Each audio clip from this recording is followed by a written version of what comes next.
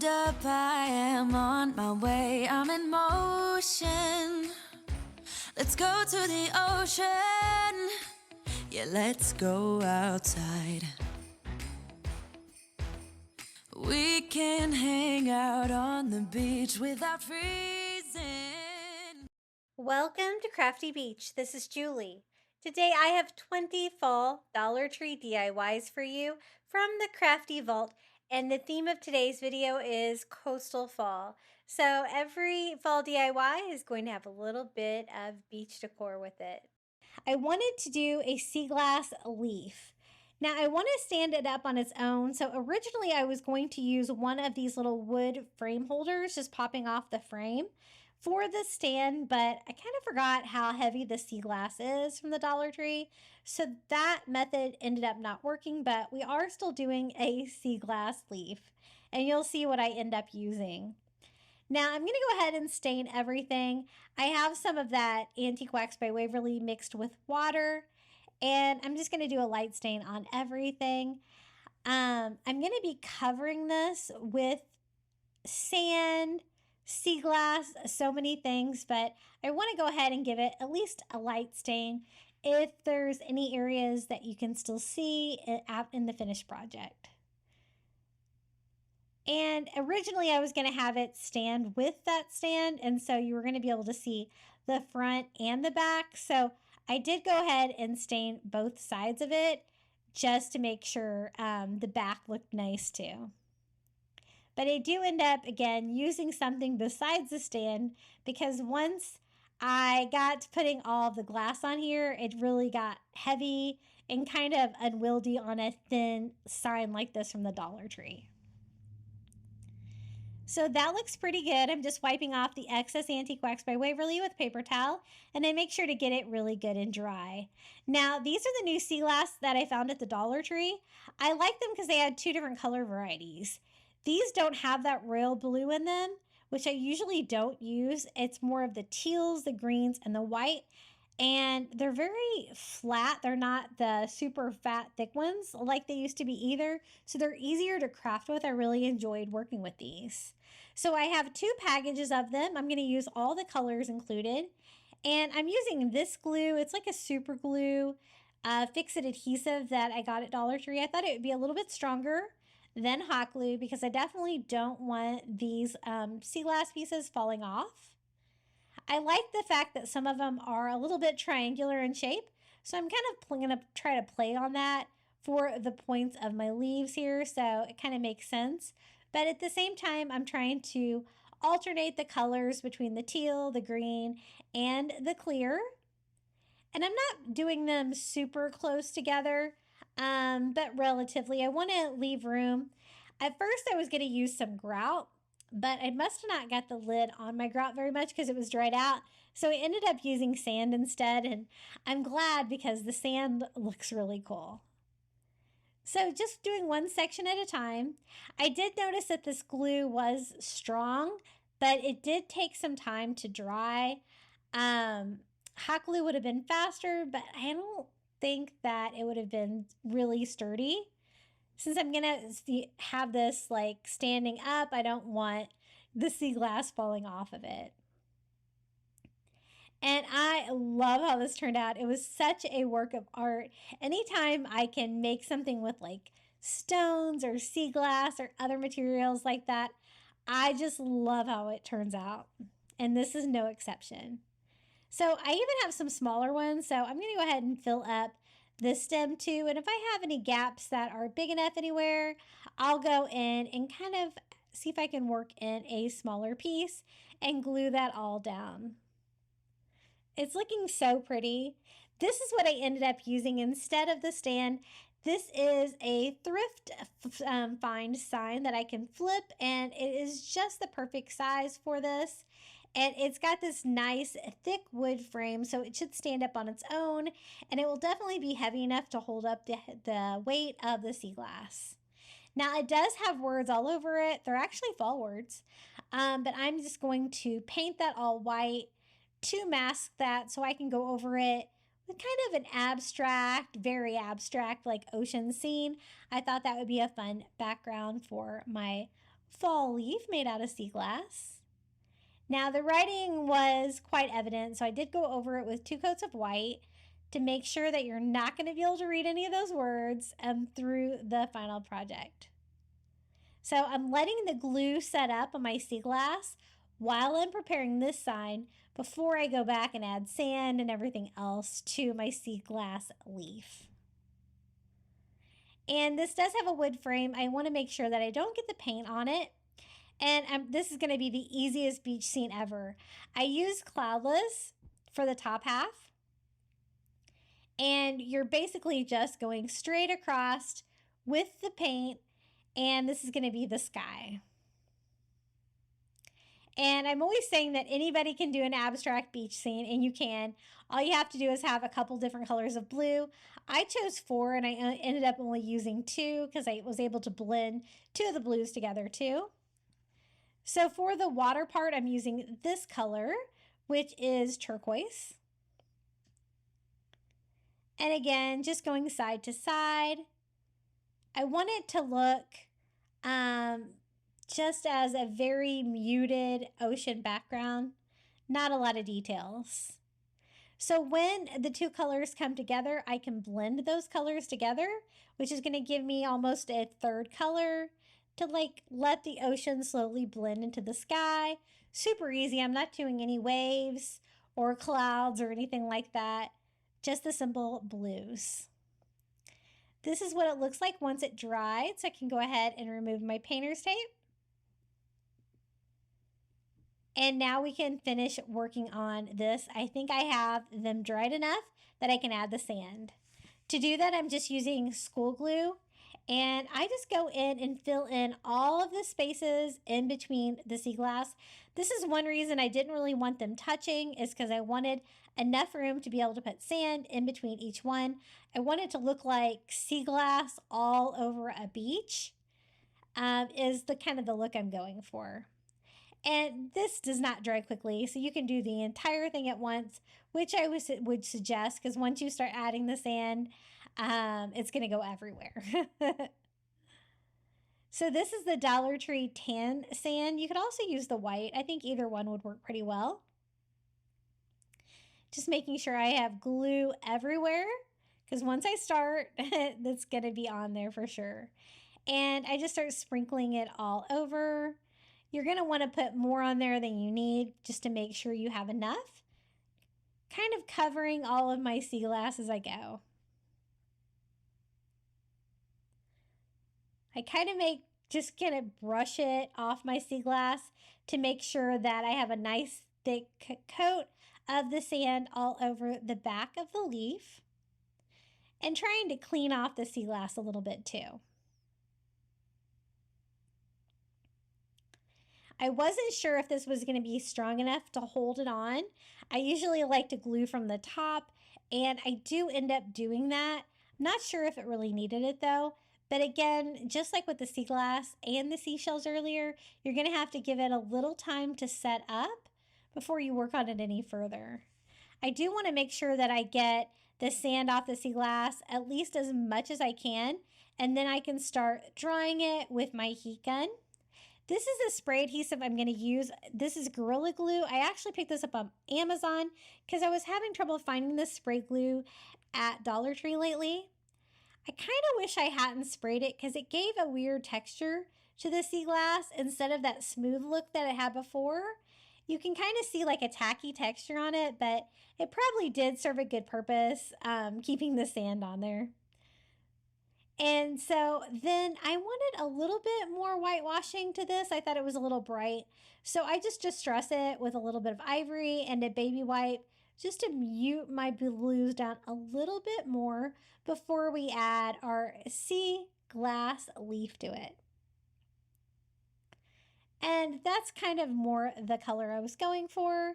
I'm going to have it upside down. I just add hot glue to the back and glue this on. It fits perfectly on this thrifted sign that I had. And just gluing that down. Now, I went back and forth whether I should add a bow, any other kind of details, but I have so much detail on there already with the beautiful sea glass and the sand that I really don't think it needs anymore.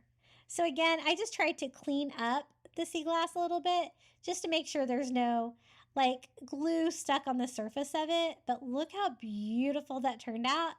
And I really love how the new sea glass at the Dollar Tree. Definitely easier to work with that without the really thick rock pieces. All these were really flat. And I love this color variety without the royal blue in it for sure.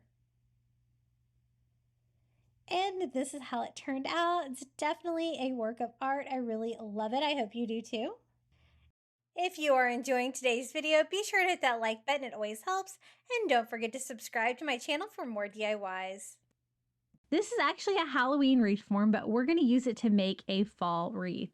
Basically, I just want the hat part of this wreath form to make a really cute little fall leaf gnome. So what I'm going to do is just disconnect the bottom parts. It's pretty easy. If you just bend back and forth, you can just break off the bottom of the witch hat wreath form. And if you don't have this, you could always do the same thing with like Dollar Tree cardstock if you wanted to cut out a triangle, but I think having a wreath form always makes things a little bit easier. Now, I don't really want these sticking out or getting in the way, but I kind of need them, so I just bent those forward. Every little gnome needs a nose, right? So we're going to use a little wood bead for our little gnome nose, but you can use whatever you have. Knobs work really well too. I've used cabinet knobs a lot. I don't really want to leave it natural, but I kind of want it to look like driftwood. So I'm going over it with like a mixture of like ivory with a little bit of driftwood and go in and distress it even more with a little bit of the Antique Wax by Waverly until I get that fun little driftwood finish that I love. And I think that's going to be really cute for the little gnome nose. Now I'm going to attach it by just using some Dollar Tree twine, and I'm just going to tie it on this like third rung down and tie it to the wreath form and then knot it so it will kind of stay in place. So I don't have to worry about attaching it later. Just going to snip off the excess twine and then we can start building this little gnome shape. I wanted to do a leaf gnome, so its beard is going to be all Dollar Tree leaves. And of course, you know, I love the blue leaves from the Dollar Tree. I think they're so beachy and fun, but you could do this with any of them. I'm also going to mix in some of the like ivory ones too, because I think that will be really pretty and beachy together.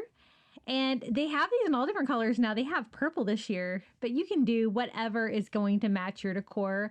Of course, I want some blue in mine.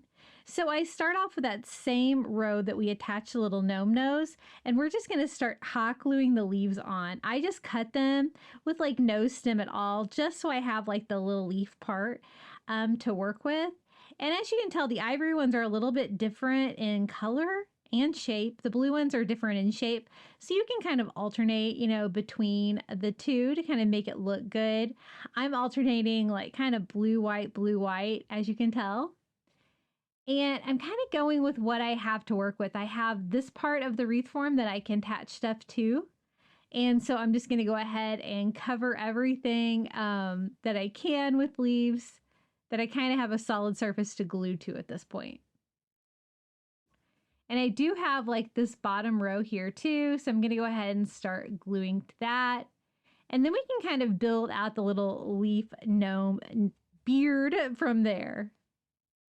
I'm still alternating colors, trying to make it look kind of random. I'm glad I didn't do all just blue. I think it mixes it up a little bit by having different colors. Gonna do one more like right here underneath his nose to kind of fill in that area. And so now I don't have the wreath form to glue to, so I'm just gluing it to the existing leaves that I have. You could always add something to the back if you wanted some fabric back there to attach stuff to, but I think this is going to be fine just gluing it to itself. I do kind of want it to look like some of them are kind of like overlapping other ones. And so I'm kind of going with that vibe too, kind of working them in and keeping alternating. I want to form like that V shape like gnome beard with the leaves. Now to cover the hat, I'm going to use burlap that I had left over from Walmart, but you know, Dollar Tree totally has burlap now, so you could totally do this with burlap from Dollar Tree as well. I just want to cut out enough, plus enough for an overlap for the little gnome hat, so I can kind of wrap it around the back. Now, as you can see, burlap is totally a see-through, so I'm going to line mine with a little Dollar Tree white fabric, but you could totally use maybe a couple layers of burlap too if you wanted to do that.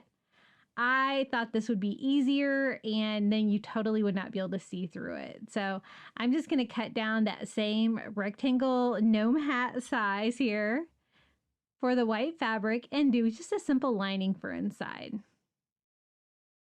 Now, as you can see, I had it doubled up, the white fabric, so it's going to be nice and thick. You won't be able to see through it at all. And I'm just going to hot glue what I cut down to the back of the burlap, just around the edges there, kind of cleaning up the brim of the hat.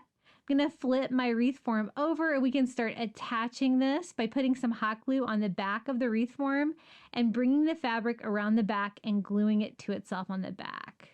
So since I have like 3 layers, you kind of have to glue all of your layers down.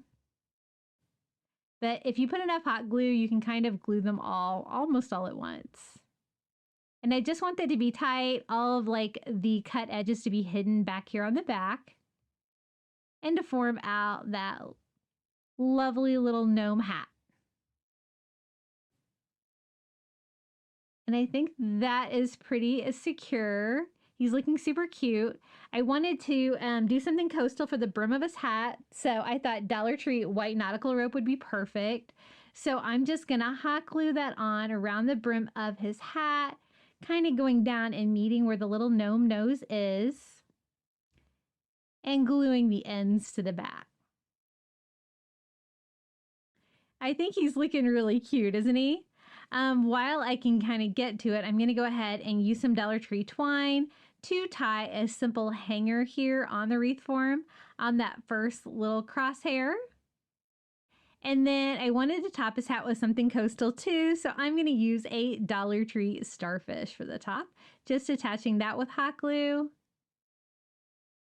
Then I decided I kind of wanted it to match a little bit better with like the rope and stuff like that and the leaves. So I just did a quick coat of ivory acrylic on top of our little starfish, just to kind of have it match a little bit better. I wanted a lot of coastal touches, so we went with the burlap, the rope, the starfish, the blue leaves, and then I thought we could finish it off with a few more coastal touches. I'm going to use some of those little Dollar Tree seashells that come in the little glass bottles to adorn his hat to give him a total coastal feel. Now, if you wanted to make this cute little leaf gnome and not do a coastal version, you totally could. You could use any of the fall leaves from the Dollar Tree, or you know what, if you have fall leaves where you are, you could always make them out of leaves, I guess, if you dried the leaves. But kind of the same thing, you could use the little witch hat wreath form, and it's just a simple way to put this little guy together. I'm going to alternate like all different shapes and sizes, kind of mix it up to line the entire top of his hat. I think that's going to make him look super beachy. And I'm just going to hot glue all these down. Just be careful to try not to burn yourself. I love this Ryobi hot glue gun, and you guys know I just purchased the smaller version too. This one puts out a lot of hot glue, and I mean a lot of hot glue, and so it's really easy to burn yourself with this one, but I like it because it does put out so much hot glue. So I think that looks pretty good. What do you guys think about our little coastal fall leaf gnome? It's so cute. I had to make one of these. I think it's adorable. This is how it looks hanging in the entryway of my house. I think it's a fun little fall surprise to greet you. I know some of you guys don't like gnomes very much, but I know a lot of you really love them like I do. And this is kind of how it looks from a distance. I'm going to use one of the Dollar Tree pumpkin yard stakes. I just went ahead and popped the little metal bar off the back of it just to make it easier to store. So I already did that. And then for this sign, I'm going to use just a thrifted sign that I found at Goodwill. I liked it because it is made out of wood. It's thick and boxy, but you could always use a Dollar Tree sign for the background. I thought this would be heavy enough to hold up the metal pumpkin though. Now for the sides, the first thing I'm going to do is distress them. I believe this is cashew chalk paint. I wanted just like a tannish color, something that kind of looked more like driftwood or sand or something like that. So I kind of do a rough distress here along the edges. It was already black before. I don't mind if a little bit of that shines through because it will make it look a little bit distressed, but otherwise I wanted the sides to be that color. And then for the wood grain on it, I just go over it with a dry brush and some Antique Wax by Waverly, kind of giving me that driftwood wood grain in there. And I really love that for especially for like a coastal fall decor. Now to put this thing together, I want to cover the front of it and I want to cover it with burlap. So this is the burlap that I'm going to use. These are the little faux burlap bags from the Dollar Tree. I can usually find them in my Crafter Square section, sometimes in home decor. I thought though that you still might be able to read the letters through the burlap. And so I did go over the top of the sign with that same cashew color, just so you couldn't see the writing like through the burlap at all. I was worried about that. And that looks way better. So I love using these bags. I usually use either the front or the back, and it just gives me a great piece of burlap. You don't have to worry about like the fraying and stuff like that. It's got this light plastic coating on the back of it that makes it really easy to cut. You can also draw on it, which was what I'm doing here with the Sharpie. So I can just cut this down to size. Now, if you wanted to use real burlap, you totally could. Dollar Tree does carry that as well, like in the rolls. And I just cut out a little rectangle for the back of my sign.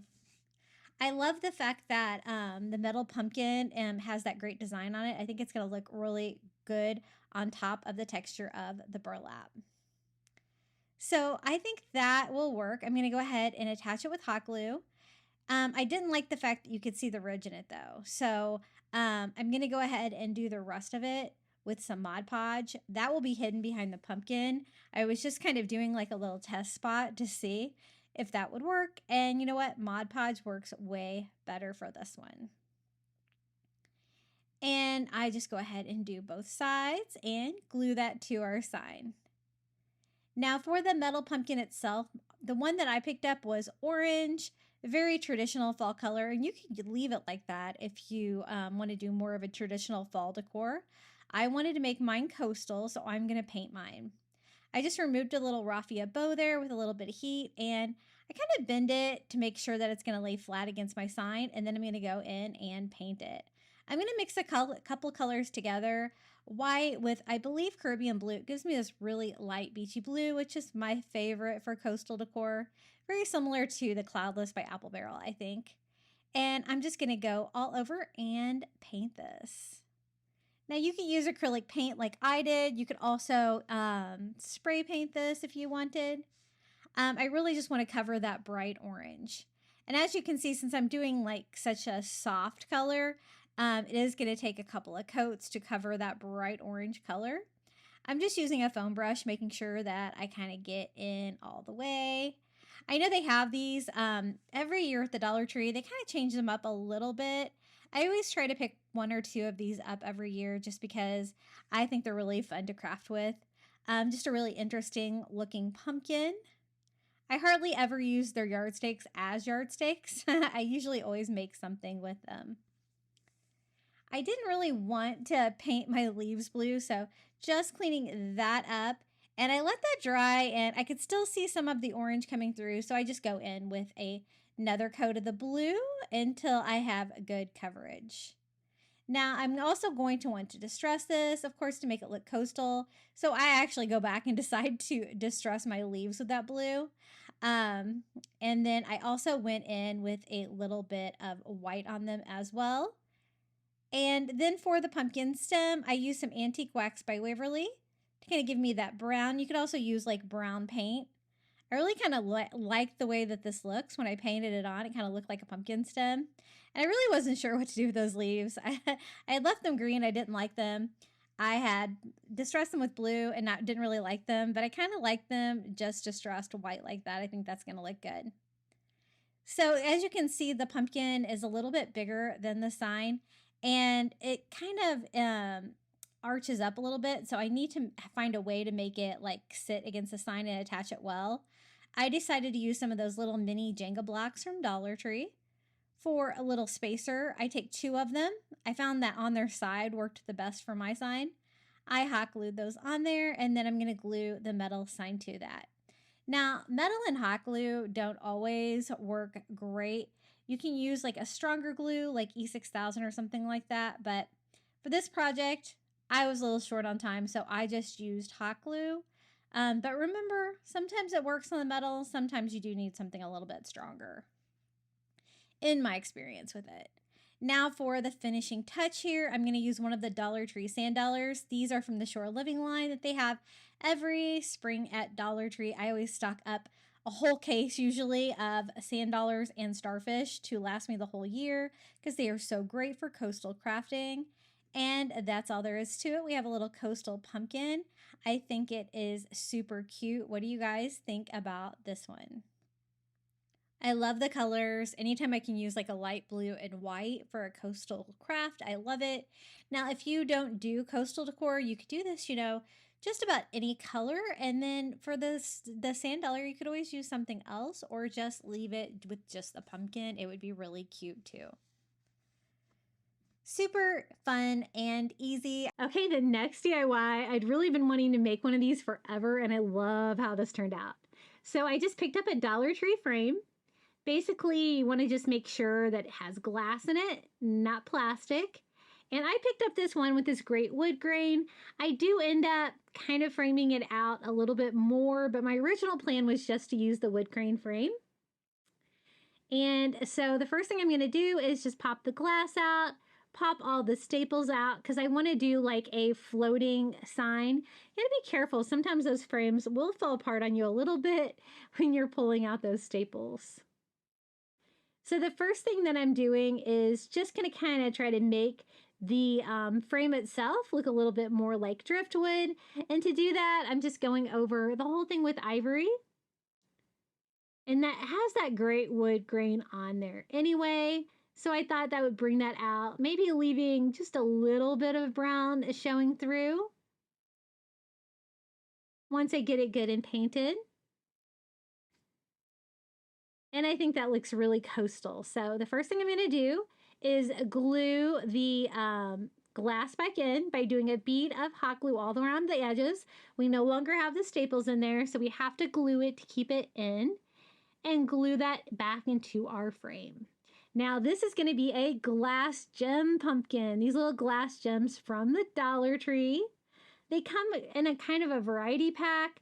They have several different options of these. Sometimes they're not quite as varied, but this one had like blues and greens mixed together. So we're going to open several packages of these so I can kind of get what colors that I really wanted. I wanted, of course, blues for my pumpkin and maybe less greens. Now I wanted something to kind of sketch out where my pumpkin's gonna be. So I flipped it over, used a white chalk pen, and just drew a simple pumpkin on the back of it, just to give me a little bit of a reference, something that I can wipe off later if needed. And then I just start taking the beautiful beachy blue gems, and I am lining out the shape of the pumpkin all the way around the edges. And this would look really pretty like in front of a window. It looks really pretty on a wall anyway, but if you had like a way to have like light coming through this, it would be even more gorgeous. Now I'm being selective and I'm picking out all the pretty blue ones and leaving all the green ones to fill out my entire pumpkin. Now it's a matter of attaching all these little glass gems to our glass. I just kind of push the top 3 and the bottom 3 rows kind of aside. And I'm going to start with the longest row, which is in the middle. And I'm just simply using hot glue to attach this, and it actually seemed to hold pretty well. And I just fill up that top part. I'm trying to decide what would be an easier way to do it. I decided to try doing a row of hot glue, but I didn't really like that because you could still kind of see it, but you can do dot, dot, dot with your hot glue, which makes it a little bit easier because then you can do like I'm doing and do 5 at a time. So the top 2 rows I did there were the same length, and then I started making them one shorter each time, kind of nesting them in between the glass gem at the top. So I'm going to start on the top half. I'm going to do another row, the same length there as the middle, because I'm trying to get that great pumpkin shape.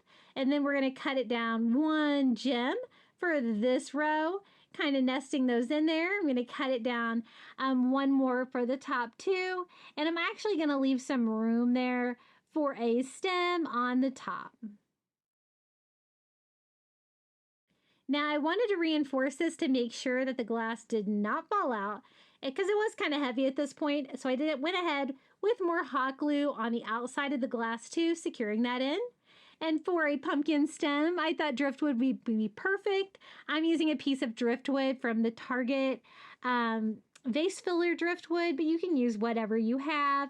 And I'm just going to glue that right there on the front, kind of going over to the side in the little area I left there for the shape of the pumpkin stem. Now for a little pumpkin leaf, I'm going to use some of these ivory leaves from the Dollar Tree again. I think that's going to be really pretty. That color works really well against those beautiful blue glass gems. Aren't those so pretty? I think this is the first time that I ever crafted with them. I really love them. And so we just cut like one of the little fall leaves down. I was just trying to determine which way I wanted to arrange it. I think it looks great every way, but I decided to kind of go down and over to the side, hot gluing that to our little driftwood pumpkin stem, and it kind of fills in that area there at the top as well. Now, I thought that if I had a little beach pumpkin, I should have some sand, right? So we're going to kind of add to this. I have some school glue and I just spread it all around the base of the pumpkin with the glass there with a paintbrush so that we can cover the bottom of this with sand. Now, this kind of reminds me of a project that people would do with like resin. None of my Dollar Trees are pluses yet. Even the ones in the next town that are pluses, nobody has the resin yet. So I haven't got to play with it yet, but this was a fun option and probably easier. I'm going to shake off my excess sand that I put on there. I used the Dollar Tree tan sand, making sure that I got it good and dry. And I'm really glad I added that to it. I think it looks really fun. Now, sometimes I have a trouble finding the spray adhesive glue that I like to use to glue down the sand from the top. So I just decided to try to use the little pump kind. And it did kind of scare me that it was purple, but it does dry clear, so you don't have to worry about that. But I just sprinkled down some more of that sand to glue on top of that to make that nice and thick. This is the kind that I usually use, and I kind of like this kind better. So I sprayed it down with that, a little bit more sand, making sure everything's glued down. And then, of course, we're going to need some seashells. So I went through my seashell stash and found some seashells to add to our little pumpkin beach. And we are just going to glue those to our sand. Anytime you're gluing to your sand, you're going to have to go fairly deep in there to kind of get to the glass behind it when you're gluing it down. If you have something else like the frame or the glass to glue it to, you can kind of take advantage of that as well. But we're going to kind of just fill both sides up here with some seashells. Now for a hanger, I'm going to go ahead and flip it over. And I'm just going to use some Dollar Tree twine, and I'm going to hot glue that here to the back of my frame, kind of like in the little ridge here all the way on the side. Because I don't really have anything else to kind of attach that to at this point. So I'm going to use extra hot glue to try to make that super strong and let that part dry. Now, this is how it looks. I think it's really beautiful. There was just something, I don't know. I didn't really think that the frame was as big or as coastal as I wanted. But you know what? If you like it, I love it. You could totally leave it like that. But I thought maybe if I use some Dollar Tree rulers, I could make the frame look a little bit bigger, chunkier, and a little bit more what I wanted. So I'm just going to use 4 of the rulers that come 2 to package, and it's just a matter of peeling the stickers off and cutting these down to size. We're just going to do a super rustic frame to go on the front of the frame that it came with. So I just cut down the 2 side pieces to go from the very top to the very bottom. And then I'm going to cut down the other 2 rulers to fill in the remaining spot. I'm not going to do anything crazy like miter corners or anything like that. Super rustic sign. And we're going to do like the tab part down. And so we have the flat part of the ruler up. Now, I kind of wanted them to have that driftwood feel. That's really what I was going for on this. And so again, I'm going to mix ivory acrylic with a little antique wax by Waverly to give that perfect shade of driftwood. And we're going to go in and stain that great ruler wood. Just a simple update to it, but I was glad I did it because it did make it look a little bit more high end and have like a bigger frame. Now, I'm also distressing it with just the plain antique wax by Waverly too to provide a little variety to like my driftwood color.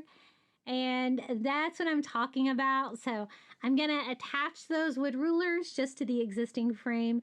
Super easy, gluing them to the existing frame just like that. And I really love how beautiful this DIY is.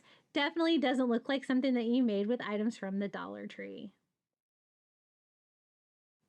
I think that looks pretty good. I got it in there pretty good and square. Last piece. My seashells almost got in the way, but luckily I didn't go too low with those, and so it could fit perfectly. Now this is how it looks hanging in my house. And again, I think it would be gorgeous in front of a window or something if you could hang it there as well, but it's so pretty.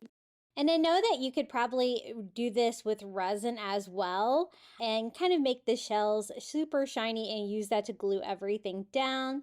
But I did want to kind of show you a non-resin approach to this. Now we're going to make a fun pumpkin sign using some of these wall shelves from the Dollar Tree and some Dollar Tree rope. You guys know I love making signs out of these because you can add 2 or 3 of them together, make any size sign, and you have this great thick wood. It doesn't bow. It's actual wood, so you can stain it if you want to.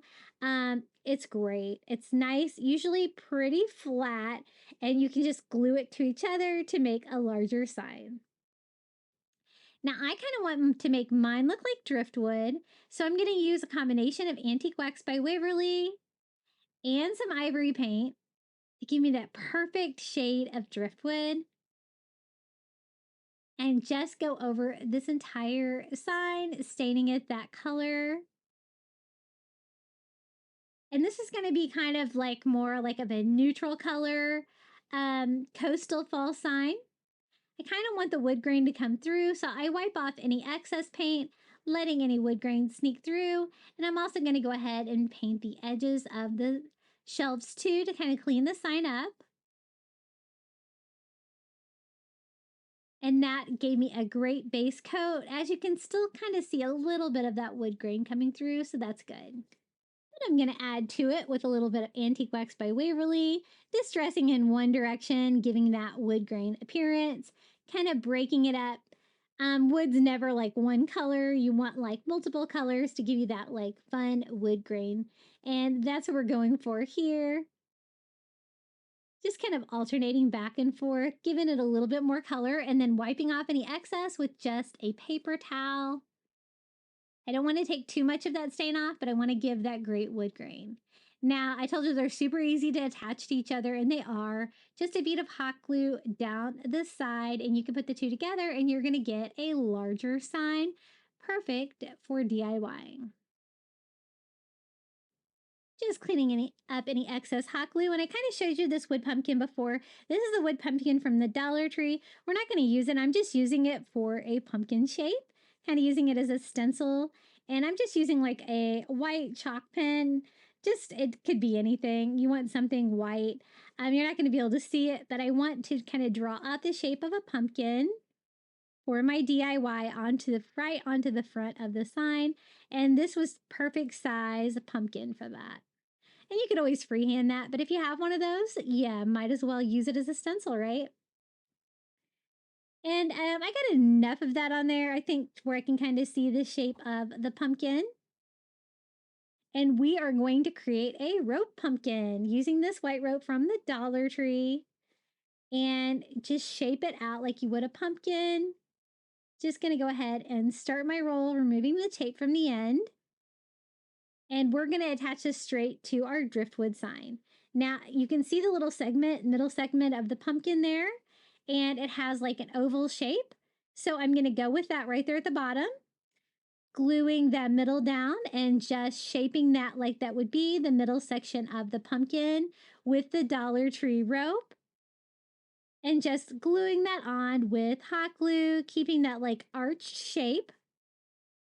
And I'm going to have it come together at the top, hot gluing the right side down as well. So easy to do this DIY, and it turned out so cute. So I need like a C shape for the left side of our pumpkin. I'm going to glue like half at a time just to make sure that my hot glue doesn't set up. And glue that straight over. And isn't this like such an easy way to make a pumpkin sign? I love it. If you wanted your pumpkin to be a different color, you could have went ahead and painted the background of the pumpkin and left the rest of the sign stained as well. That would give you a different look if you wanted yours to be a little bit more colorful.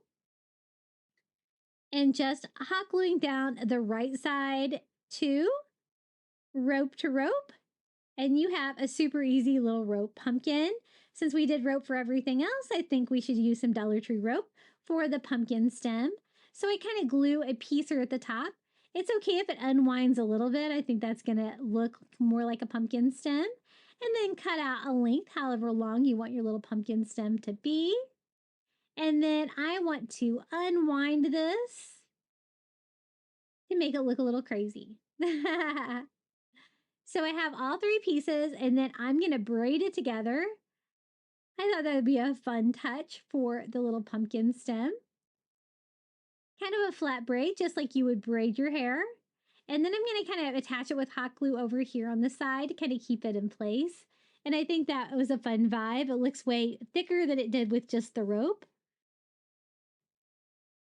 Just kind of trimming it up, making it not look so wild at the end. You want it to look a little wild, but not too wild. Just kind of hot gluing it to itself until it kind of has the shape that you want. And I think that looks a little bit more clean. Now for the middle of my pumpkin, I'm going to use one of those Dollar Tree starfish. You guys know I love them. I do want it to match though.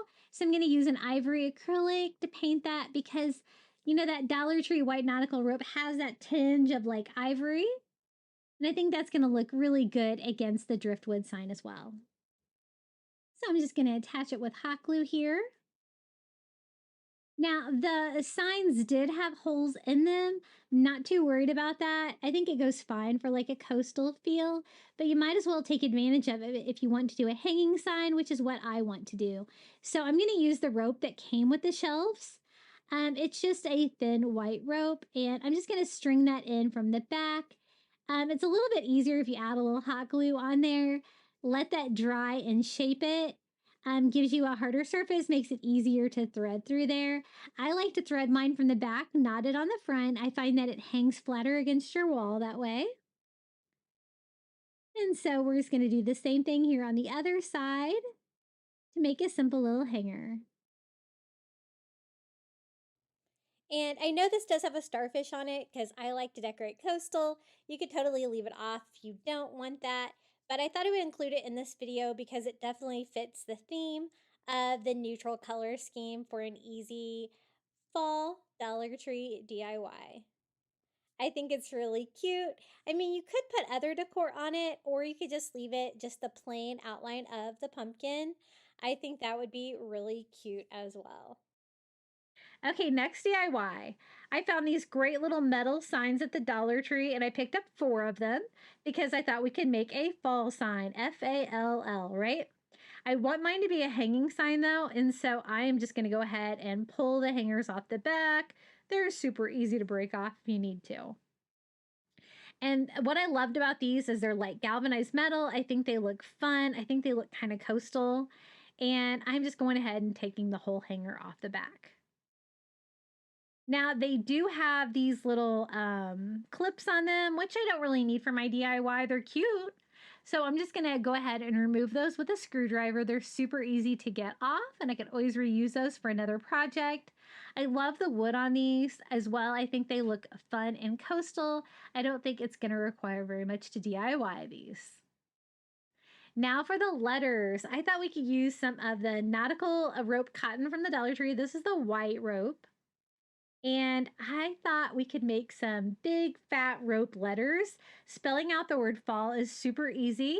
And this is a fun idea. Rather than going and buying letters from the store, you can kind of create your own with rope. So I cut out a piece long enough for the top of the F and the middle of the F. I want those to be the same length, right? And then I'm also going to cut the same length for the little part that goes out on both sides of my L's. Now I cut a piece of rope long enough for the left side of my F. Then I'm going to go ahead and do the same thing for the L's because I want them all to be the same size. So the F's and the L's are probably the easiest. The A is going to be a little bit different dimensions, so I'm going to not do that one yet. And then basically all I'm doing is hot gluing the rope down to that galvanized metal sign underneath of it. It's got like that wavy appearance. And I'm also covering up the holes there when I'm putting the top of the F on there, kind of covers that up. And I'm going to be able to mask it here with the A's. I'm going to cut out a piece long enough for each side of the A to kind of make it the same size as the rest of my letters. And simply hot glue that on. Isn't that a fun way to do crafting letters? And it definitely gives you that coastal feel being made out of rope.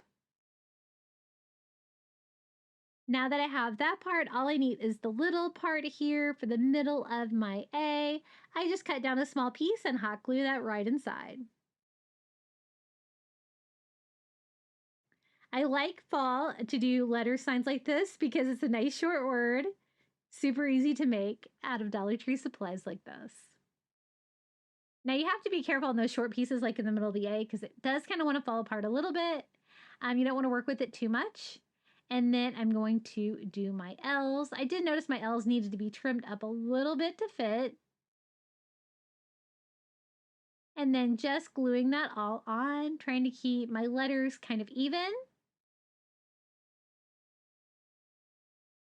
And it spells out fall. Now I want to attach them together because I want to make a long sign, not all these little small signs. So I just hot glue one frame to the next. They were very square, the same size, so it lined up perfectly. I'm going to do the same thing here, hot gluing the A to the L. And I wanted to do like a skinny sign for a skinny wall that I have in my house. I think that this is going to be really cute for a little fall sign there.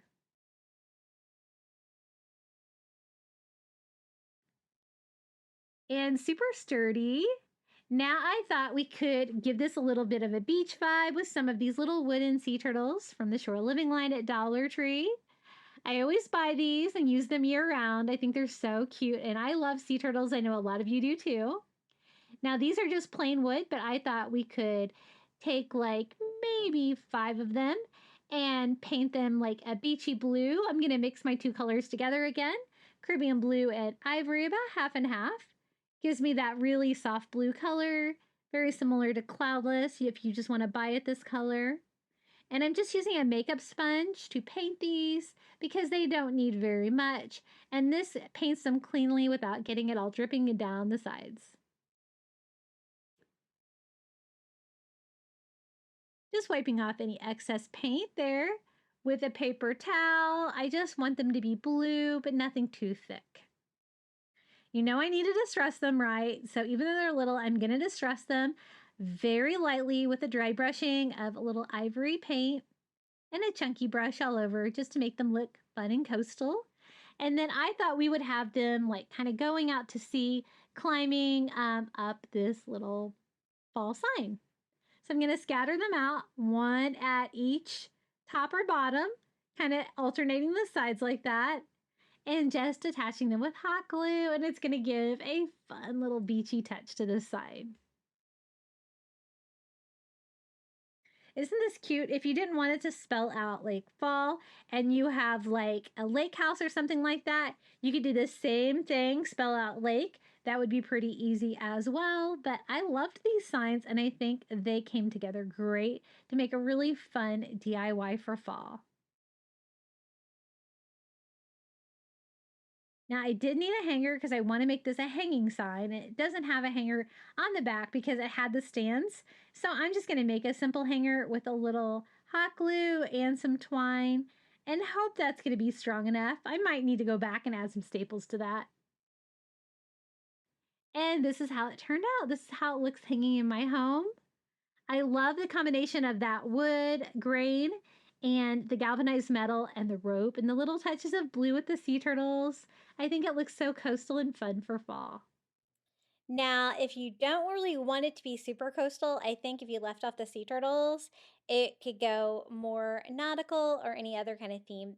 I'm going to DIY a pumpkin. So I picked up this pumpkin from the Dollar Tree. I think it's kind of ugly, so we're going to remake it. It has this bump out, which I thought was cool at first, but then I discovered that it was made out of cardboard and that's not that cute. So I'm going to go ahead and remove that just by using heat and like a little Dollar Tree putty knife to scrape that all off and just give me a big block pumpkin. You wouldn't have to use specifically this pumpkin, but I really did like the size of it and that it's nice and heavy. And what we're going to do is we're going to make a mosaic pumpkin for fall using the little glass mosaic pieces from Dollar Tree. Now, I picked up several different ones. I picked up these. These are like blues. I end up using one package of those. These are like pastels. I end up using one package of those. And these are like black and white, and I end up using one package of those. The reason why is because I kind of wanted to do a coastal beachy color combination, and I just needed some of the colors from all of them. But it's the first time I've crafted with these from the Dollar Tree. Have you guys seen these at the Dollar Tree? I picked up some more recently, but I've had some of these for a while and I've never crafted with them. But I'm going to pick out from the pastel package. I want to save all of the light blue and the light, almost like a lavender blue. I think that'll go with my beachy blue decor. And then from the blue package, I'm going to go ahead and dump that out. And I'm just doing this on the pumpkin itself so I can kind of guess, how many I'm going to need to cover it in a mosaic pattern. Now, these are all blue and white and really nice, but I was thinking I didn't really like the really royal blue. I didn't think that really went with the beachy decor. So I'm going to go ahead and pick out all of the bright royal blue ones and save those for later. Because again, we're going for like beachy, blue, and coastal. But I did want some white in it too. So that is what we're going to use the black and white package for. Now, I thought I would need way more than these because this is a pretty big pumpkin, but they go further than there's more in there than you think, is what I'm trying to say. So I'm just going to go ahead and only use the white ones out of this and kind of scatter those around the pumpkin until I think I have enough to fill everything up.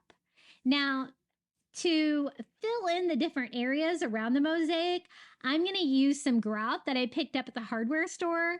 I've had it for a couple of years. I used it to fix my shower, but I've also crafted with it before. It's great because it's pre-mixed and ready to go in a jar. But I first have to figure out how to glue all these on. Now, I did not want to hot glue them all on. I figured I'd probably burn myself. It might not be the sturdiest adhesive for the glass tiles. So I decided to use the multi-purpose cement from Dollar Tree. I was just trying to figure out how I was going to pull this off. I don't really have to paint it or anything because you're not going to be able to see any of this image through. So I decided to do 1/3 of the pumpkin at a time. So I just spread out the multi-purpose cement, which is pretty strong adhesive, on with a foam paintbrush. And while it's wet, I can just start scattering these all around. I want to do like random blues. I'm like turning them every which way. I don't want like too many of the same colors in the same place. I want it to look very random. It's going to be a mosaic. It's not going to be a really tight mosaic.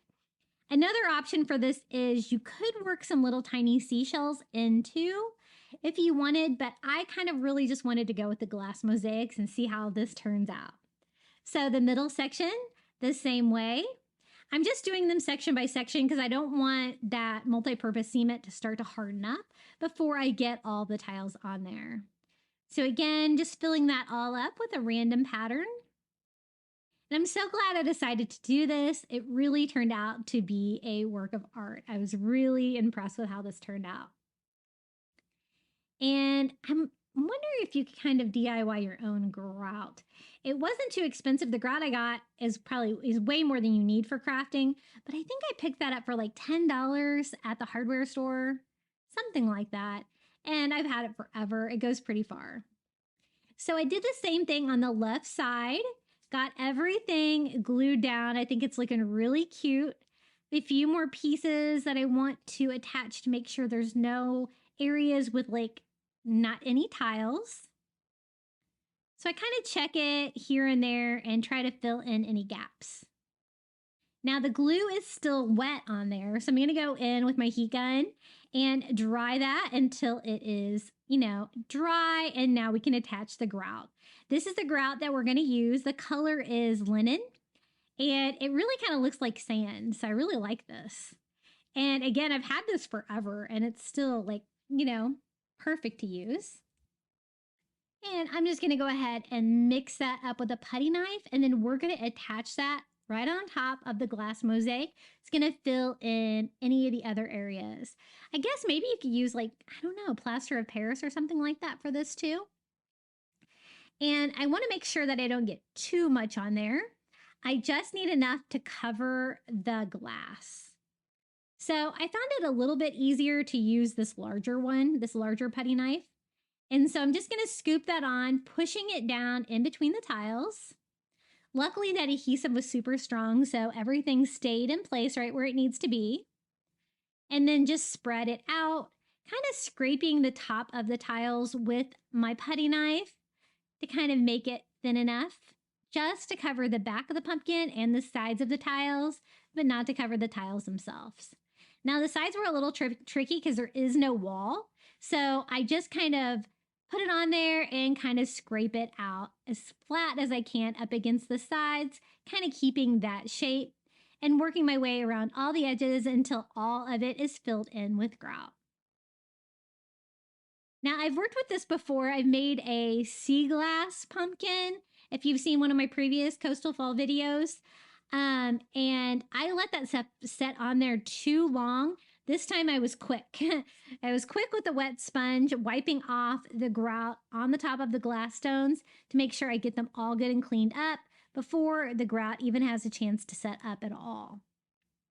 So I just lightly went over the top of it with a wet sponge to try to at least get the tiles wet, right? And then I can kind of go in and start cleaning those up. Before I thought maybe it needed to set up a little bit first, but no, it really needs to be removed from the tile quickly. So then I went over with a paper towel. I noticed with the paper towel, it was kind of wiping the grout back on the tiles a little bit. So I'll show you how I end up cleaning that up. I just go over it again with my sponge, clean off all those beautiful tiles. Isn't this pretty? I absolutely love how this turned out. Definitely doesn't look like something that you made with the Dollar Tree. And to fix it, I did a paper towel and I just laid it on there and I blotted the tiles just from the top instead of going side to side so I don't get any more grout on the tiles themselves. And once I get all of my tiles cleaned up, then I can let this dry and harden.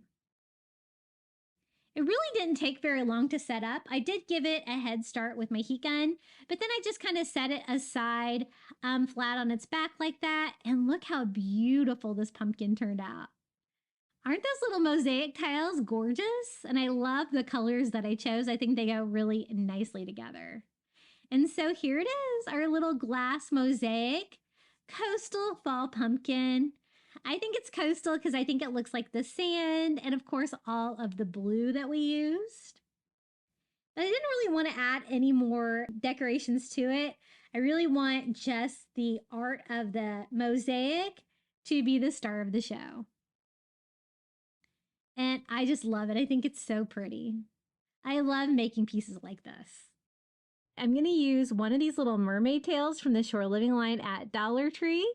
and a Dollar Tree wood pumpkin. And then I just wanted a rectangular sign to stack behind that sign. So you can use whatever you've got. I had like a Christmas sign left over that was just the right size, but you could always use a blank from Dollar Tree as well. I just wanted it to be larger than the wood pumpkin. Now it's covered with glitter and all kinds of stuff, and to get rid of that, I'm just going to use some cheap vinyl to cover that up. Also, I'm going to pop off any like little metal pieces that were on this just because I could reuse that, and that's going to kind of get in the way of covering it. But basically just to give my product a finished back and to seal all of that glitter mess. So I just put that straight on the back. I always cut them a little bit larger because then you can follow it up with a sanding block from Dollar Tree and get a perfect cut all along all of the edges. And then we are ready to craft the other side. I want mine to be a horizontal sign where the one that I'm using was vertical. So I'm just going to take some spackle from the Dollar Tree and fill up those holes so that you won't be able to see that in the final product. But my plan on this DIY is to do a really fun mermaid pumpkin sign. So I think it turned out really cute. Now for the back sign, it's kind of, you know, that unfinished, like kind of like a cardboard feel on the back of these signs. But once you paint it, you can make it look like a real wood sign. So that's what I do. I just go over the whole thing with a coat of ivory. And you'll notice that I didn't cover all of it. I left like a lot of the sides unpainted to kind of give a natural distress look to start with. Then follow that up with some antique wax by Waverly, working in that same direction. And we're going to give like a faux wood grain. I kind of wanted to make it look like driftwood. So I distress it, just working horizontally and then following that up with a baby wipe to blend that all together. I wanted something very simple and coastal for the back sign, and I think that's going to work great. Now, since we don't have any holes to hang it on here, I'm going to kind of just use some Dollar Tree rope to make a simple hanger. These signs aren't real heavy, so I think this is going to work. I just tied a knot in the end of some Dollar Tree brown nautical rope, kind of measured how long I would like a little hanger to be, and then tied another knot. And we're just going to use this on the front of the sign to make a hanger that's going to be also decorative, no drilling required. So I'm just kind of lining that up. I have a ruler there so I can kind of get it equal so it will hang equally. And I'm just using my staple gun to staple the rope right here into the top. And I think that's going to work out perfectly. Now for the mermaid pumpkin. I'm using just a plain wood pumpkin from Dollar Tree. I don't know if it necessarily would have to be this kind of pumpkin. You might be able to modify it to work with some of their other designs, but I think this one's going to be, this is like the plainest one they have. And then the first thing I'm going to do is I'm just going to draw lines on here. So I'm using my ruler just to kind of do like equal distance lines down this. And the reason I kind of wanted to do that was to kind of do like a grid for my mermaid scales. I'm going to make mermaid scales with my hot glue gun, and I want them to be even. So I just go down, up with my hot glue gun, trying to get a pretty even amount of hot glue out.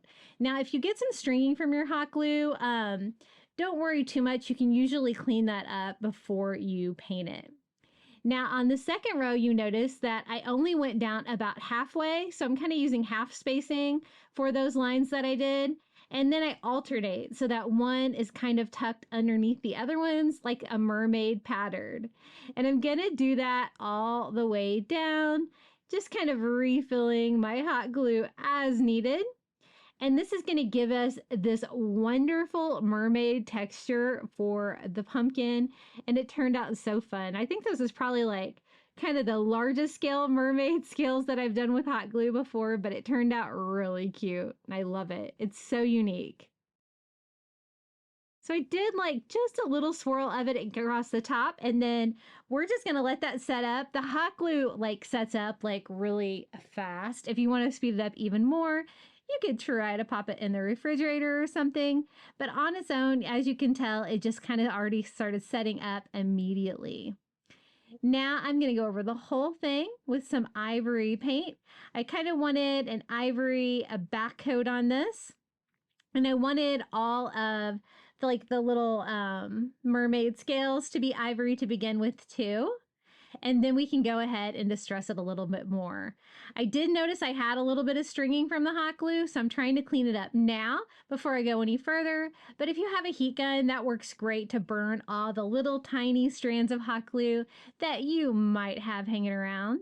But I went over it with a good 2 coats, trying to make sure that I wasn't painting any just outright, strings of glue. Now I'm following that up with a light blue paint. This is like a Caribbean blue color, and since I did it while it was still wet with ivory, it kind of mixed together and made a really light blue, right? Kind of just mixing that all in, kind of making sure that I'm trying to get in all the different little mermaid scales, but I like the variation in color. I want it to look distressed, like Coastal Farmhouse. And so I just kind of go all over until I'm happy with it. Now I want to bring out that great texture that we made on there with the hot glue. And so then I follow that up with our original ivory color using a chunky brush and distressing all over. If you drag it over fast enough, you mainly get the paint just on the scales. You might get a little bit on the scales below, but that's okay because that's just going to make it look a little bit distressed. Now for the pumpkin stem, I take some Dollar Tree twine and I just hot glue that to the top, and we are just going to cover this little wood stem on here with that twine to make it look fun and coastal. Just a quick, easy way to deal with these little Dollar Tree pumpkin stems. And anytime I can use a twine or burlap, I'm always game. I always think it looks great with my decor. Now, this is what we have so far, and now we need to decorate the little mermaid tail. Remember that one? That one comes on a 3-pack, and they have them in the shore living line every year at Dollar Tree. And this is going to require just one. And I don't want to do the texture on here. It's already got the design on there of the mermaid scales. So the first step in DIYing this one is I just paint it all over with some ivory paint. I just left the hanger on there just to make it easier, trying not to get too much paint on it. And then I went over it with one more coat. I'm using acrylic, so I was hoping that you would still be able to see the scales through it after painting that on there.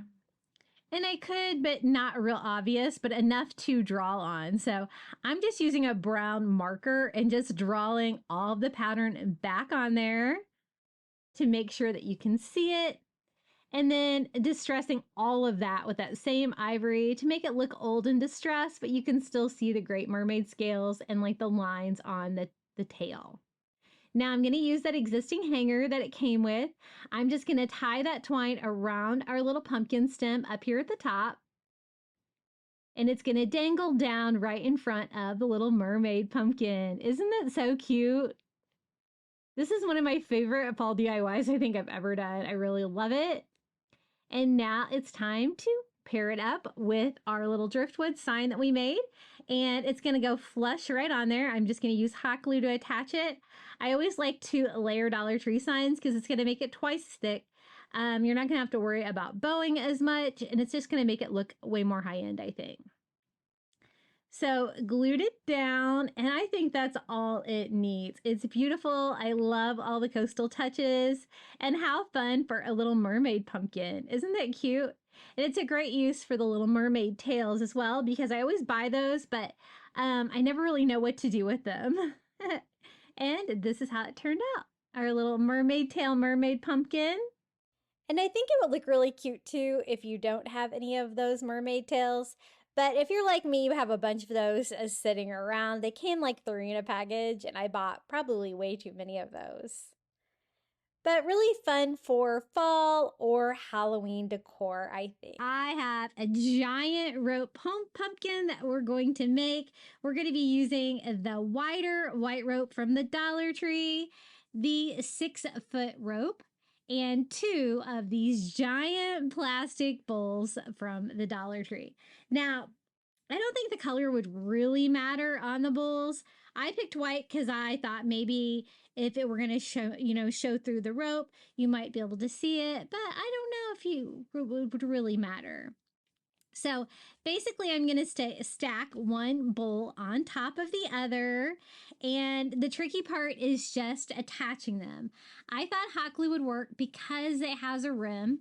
Now, I really didn't want it to have much of a rim because I thought that would cause problems in the final pumpkin shape, but it's really not that bad in the end, so we're going to work with what we've got. So I did a bead of hot glue all the way around, quickly laying my top bowl right on top, making sure everything's flush here on the sides.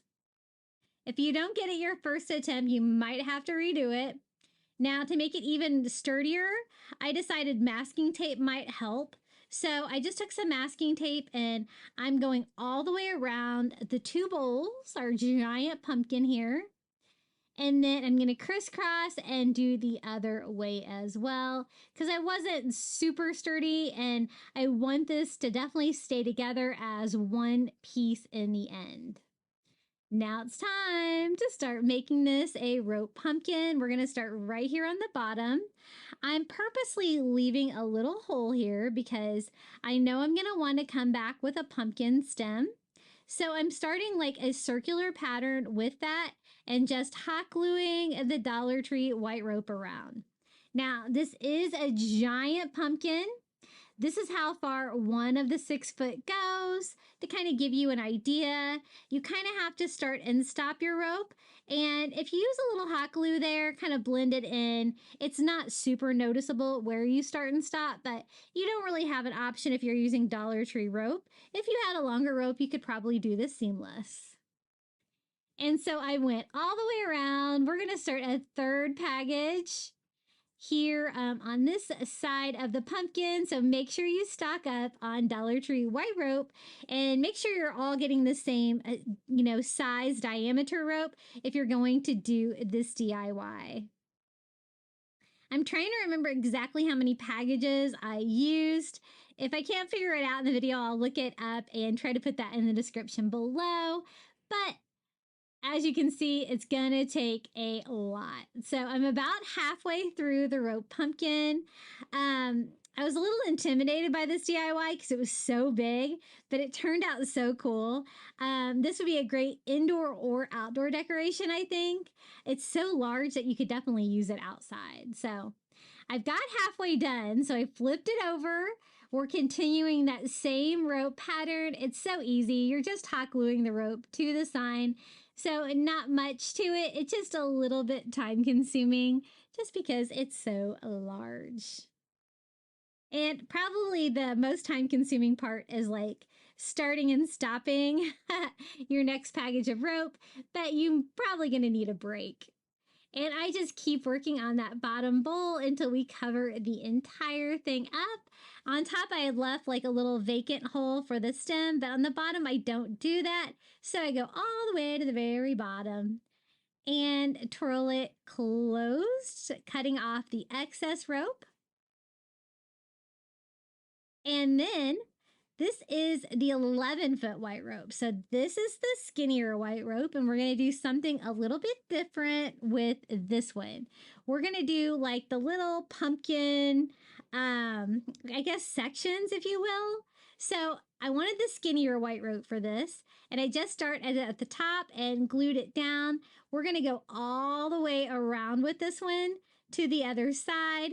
And the reason that I'm doing this is that I don't want it to look like a giant like apple or something like that. I still kind of want it to have some pumpkin segments. And I thought like the rope sections, we can make it look like that. So again, starting at the top where I have the cutout for the stem, I hot glue another rope, but this time at the bottom, I'm going to have to cut it because I don't want to overlap. I want this to be able to sit level in the final project. So wrap that one all the way around to the top, and now I just kind of have one more section here to cordon off. And you can kind of see how that little bump out, does kind of affect my shape a little bit in the final project, but nothing too noticeable. So this is my last rope. Now we have like all 6 of our little sections of the pumpkin. And I thought a piece of driftwood for the stem would be perfect. So I had a giant piece of driftwood that I found at the beach. And I just hot glued that to the top of my pumpkin, trying to let that glue set up so it will kind of stay in place, because it was a rather big piece of driftwood. But then again, the pumpkin was really large too. So I kind of let that set up. I do go back with some more hot glue to kind of help that and let it dry. Now to decorate the top of the pumpkin, I'm going to use some Dollar Tree burlap. I just kind of had like a 6-inch ribbon. Dollar Tree now has burlap ribbon, so you can totally use that as well. I didn't want the finished edges on there though, so I cut those off, and then I just kind of cut it into a square shape like that. Then I folded it, cut off the corner so I could just wrap that around, kind of make a little collar for the top where I have burlap sticking out the sides, and just went over the stem. Then that same Dollar Tree white rope, I just unwind. It's automatically curly, right? So I'm going to use that to make pumpkin tendrils on the top of the burlap. I kind of like it just kind of twisted on top of each other like that. Originally, I was going to tie it on there, but I just want some little curly pumpkin stems coming out. And I think the rope on rope's going to look great, but the burlap kind of breaks it up, kind of makes them look a little bit more noticeable. I wanted a third one, so I attached a third one right there on top, just hot gluing that to the top of our pumpkin. And as you can tell, this is like my whole workbench. Like, this is a big pumpkin. Now to decorate it with some seashells. I picked out some Dollar Tree seashells. I chose like different colors just for a little bit of variety. And then I'm just going to hot glue them to the burlap and to the driftwood pumpkin stem. And then I thought like a Dollar Tree succulent or two would be really cute too. So I'm going to attach a couple of those up there with the seashells as well. I really want lots of decorations on the top of this because I don't want it to be plain because it's so large of a decoration. And then maybe another seashell right over here, a green one, would look cute. Don't forget the little pumpkin tendrils made out of rope. And I think that looks adorable. One more touch, maybe a little starfish. I get these little starfish on Amazon. I always have those posted in my shop as well. And we're going to kind of glue that where you can kind of see it standing up into the burlap against the seashell there on the back. And maybe one more seashell. Maybe that should be my motto. Maybe one more seashell. Ooh, I like that. That's pretty good. I'm going to have to make some merch, guys. And here it is, our giant rope pumpkin. Definitely took quite a few packages of rope to complete this. And again, I did a coastal inspired decor on the top of mine. You could use more traditional fall on that, but it definitely fits the neutral color scheme, being the Dollar Tree white rope. I guess you could also make it with the brown rope as well, but I think it's really fun. Okay, for the next DIY, you're going to need a wood slice. Now, I really don't know where you can find these. If anybody knows, leave it in the description below. I got mine at Goodwill, and it was $2.99. And look how like freaking awesome it is. It's nice and thick. It's kind of got a flat side, so I can stand it up. And I thought we would make this into a beautiful beachy blue pumpkin. I just saw pumpkin when I looked at this, so I'm going over the entire wood slice with Caribbean blue acrylic paint. Just kind of avoiding the outer edges. I want you to be able to see the bark and the outer layer of the tree, but I really wanted to paint the rest of it blue so we can do a really fun little beachy pumpkin. Now, once I get that colored blue, I'm going to go back and distress it with ivory, kind of arching it, kind of making it look a little bit more like a 3D pumpkin by, doing like, the rounded edges and kind of like this little sections of like what a pumpkin would be, straight up and down in the middle though. And then I want to add a Dollar Tree starfish to the front for another beachy touch. So I'm just going to go ahead and paint that little plastic white starfish ivory as well. Now, I think that looks pretty good, so we can put this together. Just hot gluing the starfish right in the center of our little wood slice pumpkin. I wish I knew where I could find more wood slices like this without having to go cut up a tree, I guess. Maybe you know somebody. And then to do the little, pumpkin sections that we were kind of talking about, I thought we could kind of define them with some Dollar Tree white nautical rope. So this is the thinner one. I didn't want it to be too wide. I think this would be really cute with some of the macrame cord from Dollar Tree as well. And I just do that little arch shape for the center section of the pumpkin, and just using that same piece coming back down the other side, hot gluing that around. I did do the starfish first because I needed to kind of know how much room I needed to work with so the starfish would fit right inside. Then I'm also going to outline the outer edge of the pumpkin just inside the outer edge of the wood slice with more rope, and we're just going to finish framing the entire pumpkin out. And I really think this gives it that pumpkin vibe because you have the little pumpkin sections, and the rope provides another coastal fun decor. For a pumpkin stem, I thought one of those wood stems from the Dollar Tree would be absolutely perfect. So I'm just going to hot glue that little wood stem to the side of our wood slice. And can you get a DIY any easier than that? That was so easy to put together, right? So for the little pumpkin tendril, I'm going to use some of the wired jute from Dollar Tree. I love this for this purpose. And I'm going to wrap that around our little pumpkin stem, so we can kind of have a piece come out here on both sides. And kind of hot glue it in place too to make sure everything stays put. And then we can do little pumpkin tendrils just by simply wrapping those around an ink pen.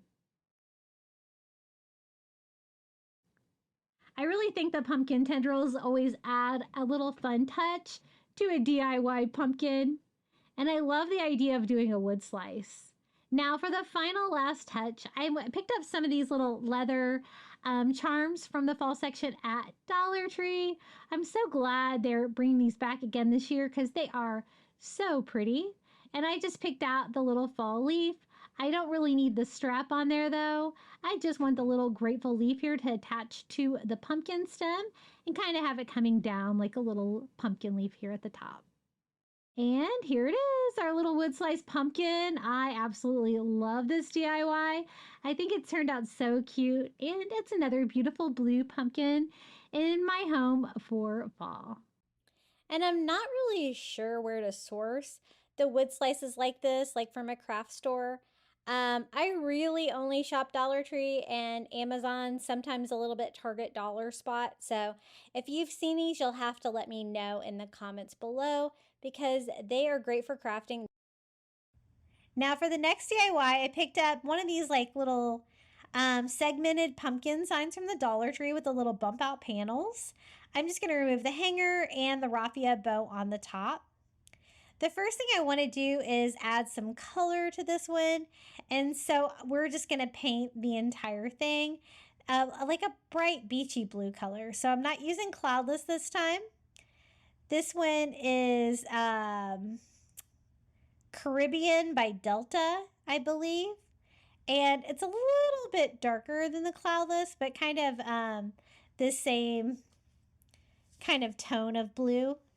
And I just go around, I wanted to really make sure that I got all these back portions. And so I do those first with my brush to make sure I can get it as close as I can to the bump out parts. But I also want to paint the bump out parts as well. What I want to do on this one is to do a shell encrusted pumpkin on all of the bump out parts. And I absolutely love how this turned out. It's so beautiful. So once my paint is dry, I'm going back after those Amazon seashells. There's kind of a variety in size. There's really tiny ones in here, and there's also some kind of medium-sized ones. These are also the ones that I have from the Dollar Tree. And for the tiny ones, I like to use Dollar Tree's tacky glue. To attach them, I find that's an easy way to do it. It holds really well. It's a really thick glue, but it's going to dry clear where you won't be able to see it.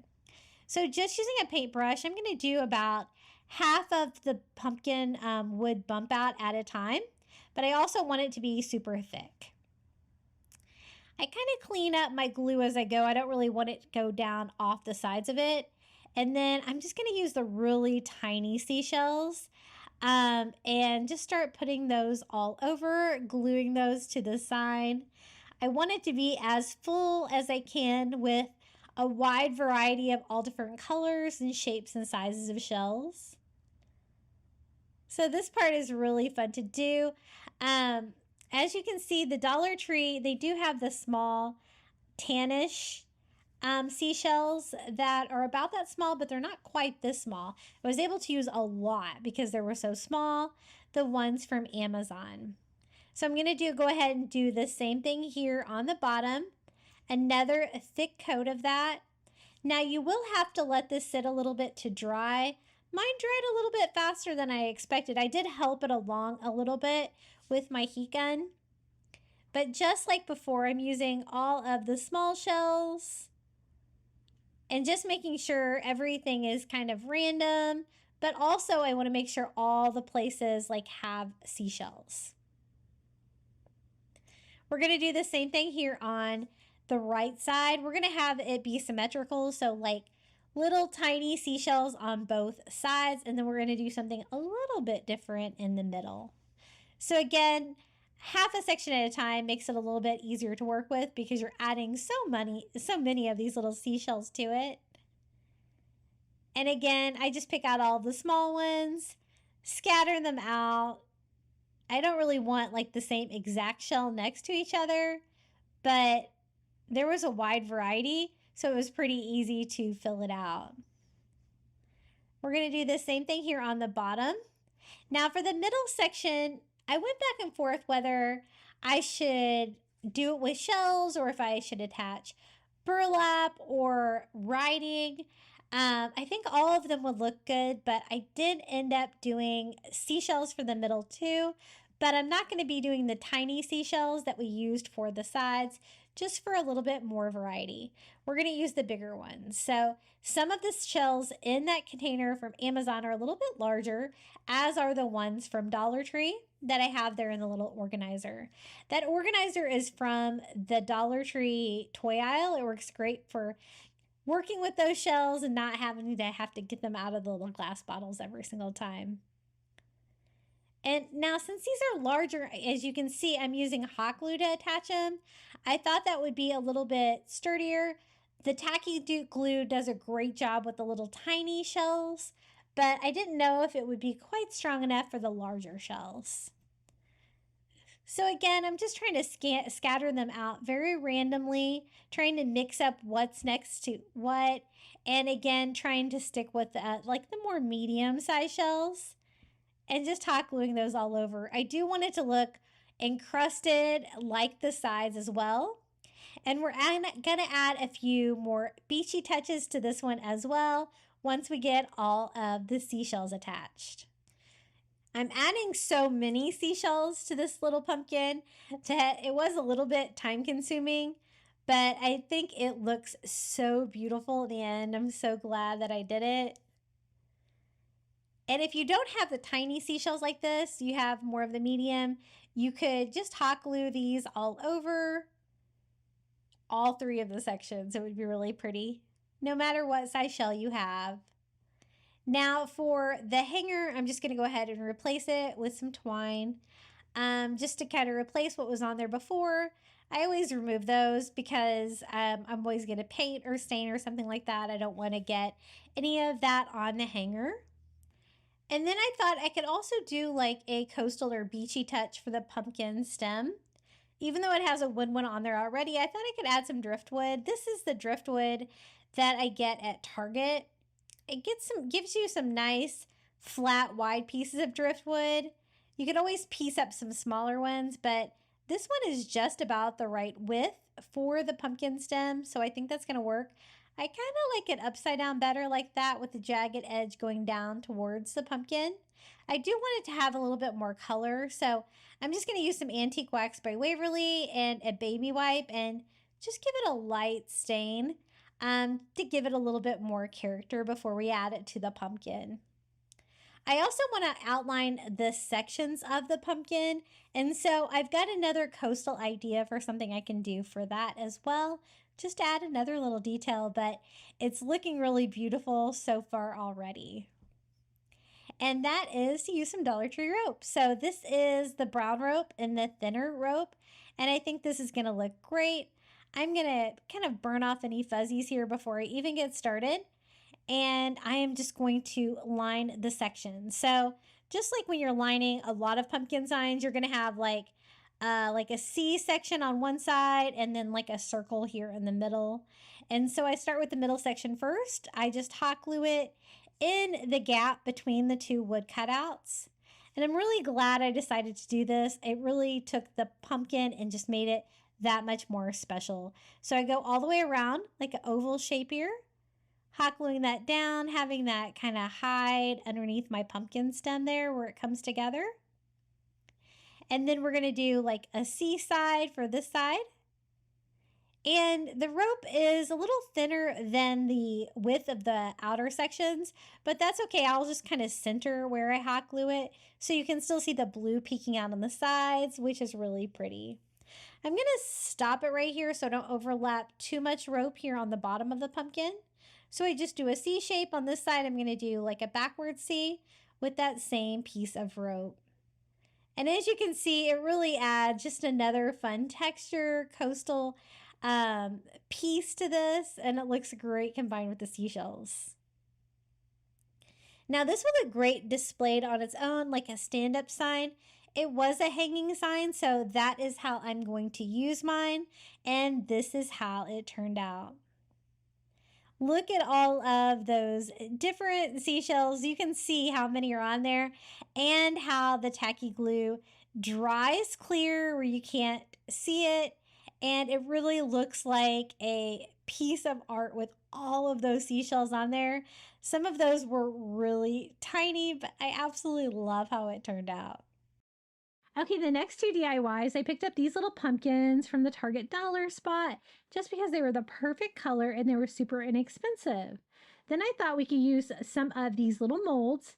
I get these on Amazon. I have these listed in my Amazon shop. They are used for like fondant and for cake decorating, but I like to use them for crafting. If you didn't have those, you could always use some of these little craft wood pieces from the Dollar Tree and pick out some coastal shapes as well. But I wanted to show you a really fun hack to use these little silicone molds with just hot glue. I definitely have hot glue around. So on these two DIYs, I'm going to do a sea turtle pumpkin for one. So I'm just filling the mold all the way up to the top with hot glue. Trying not to overfill it too much. And then I'm also going to do this seahorse one. I'm usually in a hurry crafting though, so I just pop these in the freezer. It's going to make them set up super fast, and we're going to have a little sea turtle and a little seahorse that we can attach to the front of these little pumpkins.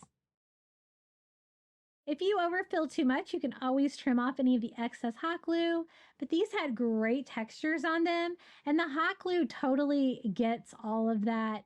As long as you trim your edges, you're going to get a pretty clean product. So this is my little seahorse. Definitely a fun way you can make little coastal creatures like this.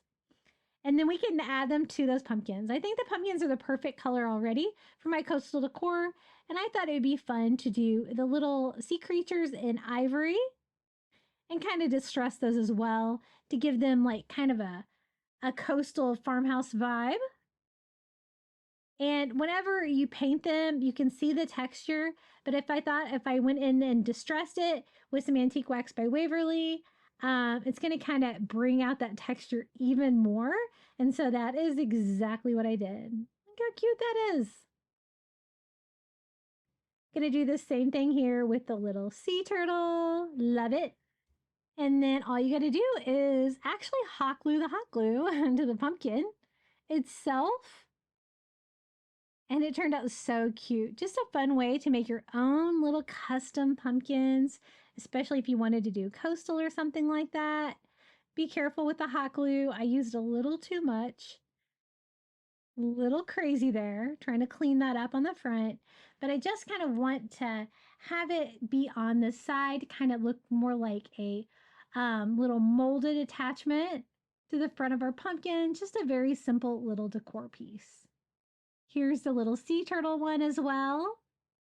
And I think they look really cute. The sea turtle one's a little bit smaller, but that's okay. Now to make the stems look a little bit better, I thought we could use some Dollar Tree twine and just tie that on there and just wrap those stems. It's just going to look a little bit nicer, I think, than the plastic that came on it.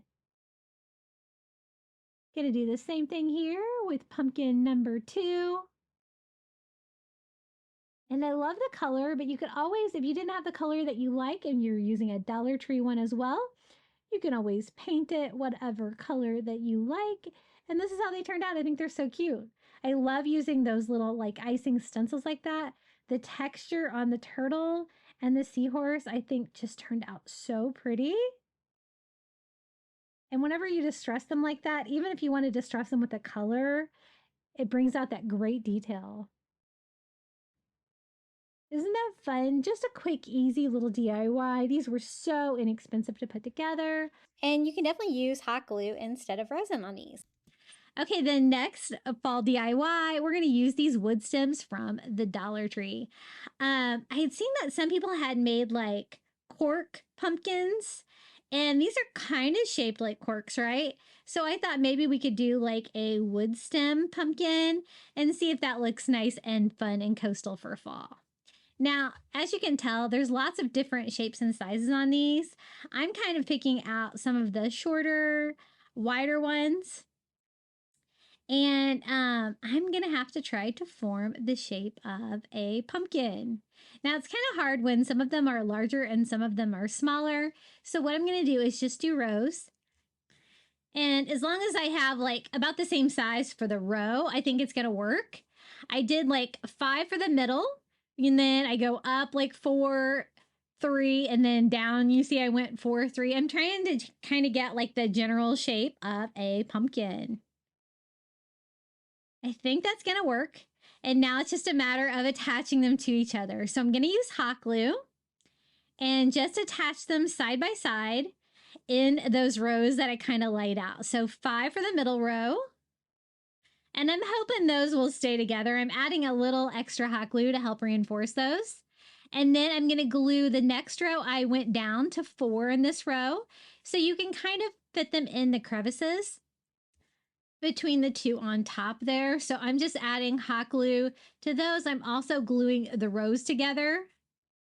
As much as I can glue them together, I think it's going to make it stay together a whole piece.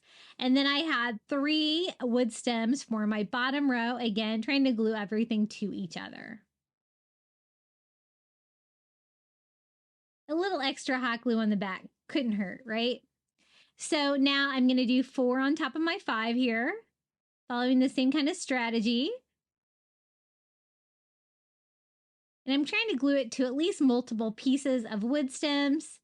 And it's okay that this not perfect at the top, but I am trying to find a piece that's going to fill it up a little bit better, which this one does, because I always have to do a pumpkin stem up there anyway. So I think that is good, but I thought it needed a little bit of extra support to stay together. I'm just going to use some burlap. This is a burlap roll that I had from Walmart, but you could totally use Dollar Tree burlap as well. And I don't want it to be visible, but I do want it to be functional back there, that it's going to help glue all of those wood stems together and make sure it stays together. So I'm going to attach that to the back with hot glue. And that won't be distracting having the burlap behind it. If that peeks through, it's going to look nice and coastal and kind of go with the feel of it. But I think that's going to make it a lot sturdier than it was before. A little of heat gun action will clean up any hot glue that you have. And then I thought we'd use some of the decorative nautical rope from Dollar Tree. This is the 9.5 foot, the thinner one, to make a fun little pumpkin stem for this pumpkin. So I kind of naturally have a place there where I can put a pumpkin stem.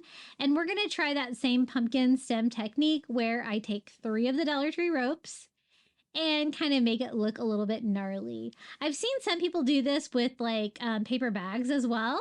That always looks really cool too. However you want to do your pumpkin stem, I think it's going to look cute. I like to use rope because I think it kind of goes with my coastal feel. But I just hot glued that into the gap.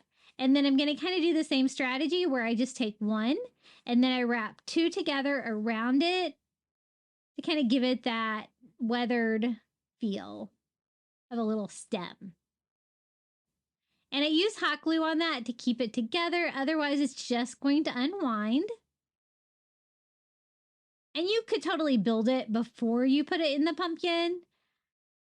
I just thought it would be just as easy to do it while it was attached.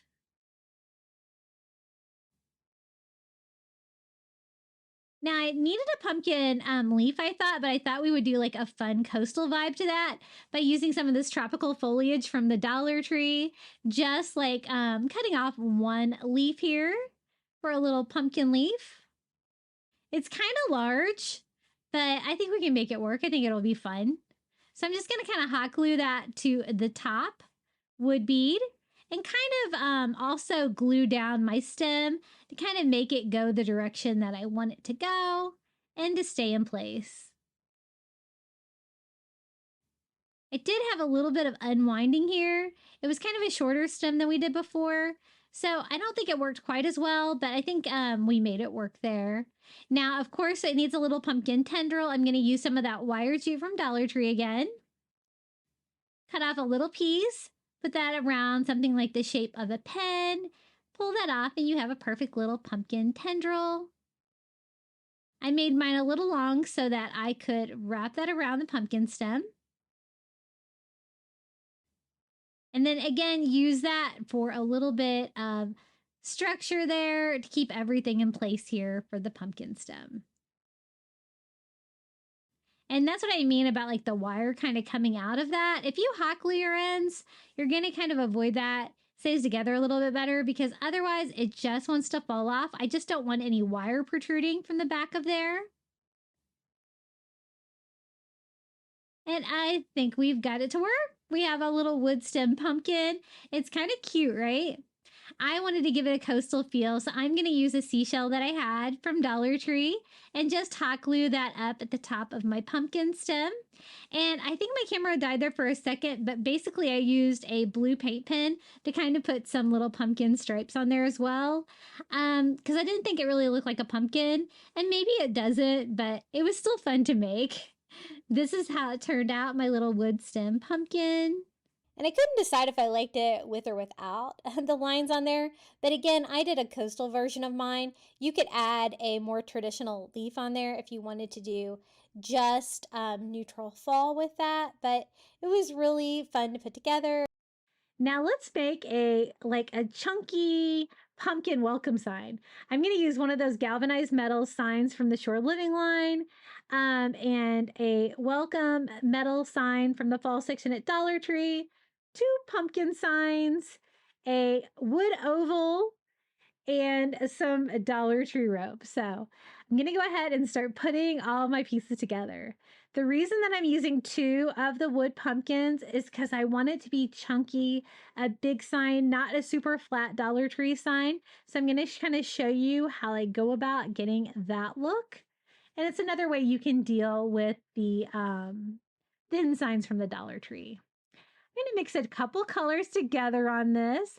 This is turquoise, but it's a little dark, so I'm going to go ahead and mix that with some white. They give me like a light turquoise color. Don't be afraid to mix your colors if you don't have like the exact shade you're looking for. I really wanted that like mint greenish blue color that's so perfect for beach decor. And we're just going to go all over the front of our top pumpkin sign, painting the whole thing that light blue color. I'm going to follow that up with a baby wipe. That way I can get a little bit of that wood grain to come through, kind of giving the stained look with that. And I'm also going to do this oval sign from the Dollar Tree in the same color because I want my pumpkin to be 3-dimensional. So this is going to be like the bump out part for the middle part of my pumpkin. I just paint all over and do the sides as well. And I gave it kind of the same finish as I did the front one. I'm going to do the edges of this pumpkin as well as the back pumpkin, just in case you can see it. I don't want any like raw wood showing through. And I also kind of go around the edges a little bit, just in case you can kind of see in there, so you don't see any of that raw wood. Now, this is where we're going to get our little welcome sign. It's one of these little galvanized metal faux words. You get 3 words in there, and we're going to do welcome, but you could do any of the words. It would be super cute. And this is one of those galvanized metal signs from the Dollar Tree from the Shore Living line. I don't craft with these a lot. I usually have trouble trying to figure out what to do with them, but we're going to actually use it for this sign. Now, some of you guys have told me it is easier to paint the galvanized metal if you coat it with Mod Podge first. And so that's what I'm doing. And I found that that does work better. It kind of gives you a surface to paint to instead of just painting straight on the metal. I'm going to follow that up with ivory acrylic, just painting in one direction to kind of give you that distressed look across of it. Too. And even though I use the Mod Podge, I still had to use a couple coats of ivory to make that nice and white. Now, I don't really want the anchor on there because I don't really have room for it. So I'm actually just going to remove it by just bending it back and forth and just popping that little tab off. I could always save that to DIY with here. But it left me this great sign. It's just the right length for one of these little metal words, the welcome. And we can just attach that on there. I think the galvanized metal is going to look really cute for like the coastal feel. Just leaving it metal like that with the ivory on the front.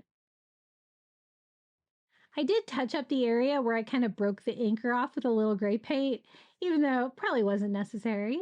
And then I just attach our welcome word with some hot glue.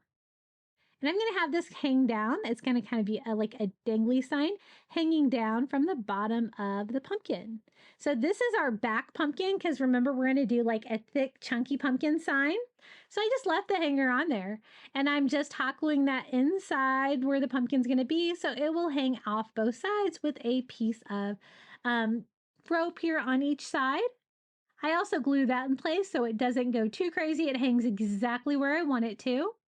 And then to make my thick chunky sign, I'm using this thick white rope from the Dollar Tree.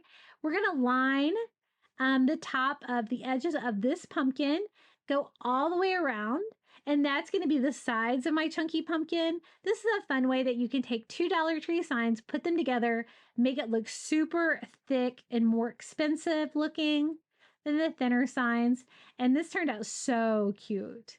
So I just keep going with that pumpkin shape, kind of making the curvy edges there at the bottom. I don't really want it to hang out any farther than the sides. I just want it to be a side piece. So I just hot glue that all the way around, also on the stem, until I have it all filled out.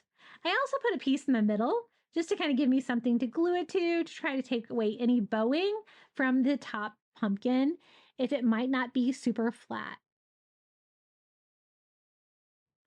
And now it's just a matter of attaching it all together. I'm going to use hot glue for this. You do have to kind of act quick because you kind of have to do it all at once. There's no sections.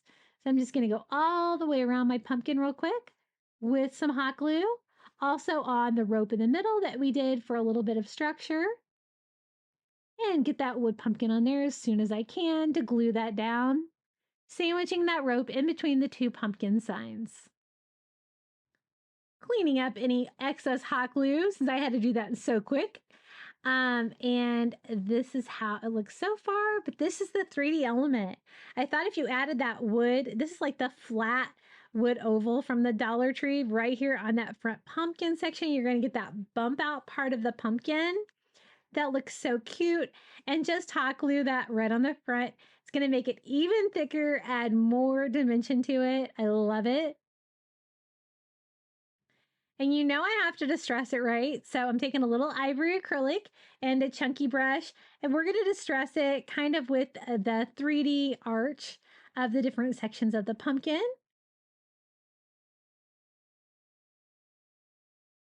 Just kind of distress it all over. The wood was a little bit different wood between the pumpkin and that oval in the middle. So I kind of distressed the pumpkin in the middle pretty heavily. That way they'll all kind of coordinate together. And if you don't think you've added enough, you can go back and distress it some more, and it gives you kind of like a little 3D feel, right? Since we have the little metal anchor from the sign, we might as well go ahead and use it, right? I think that'd be a perfect ornament for the front of our pumpkin.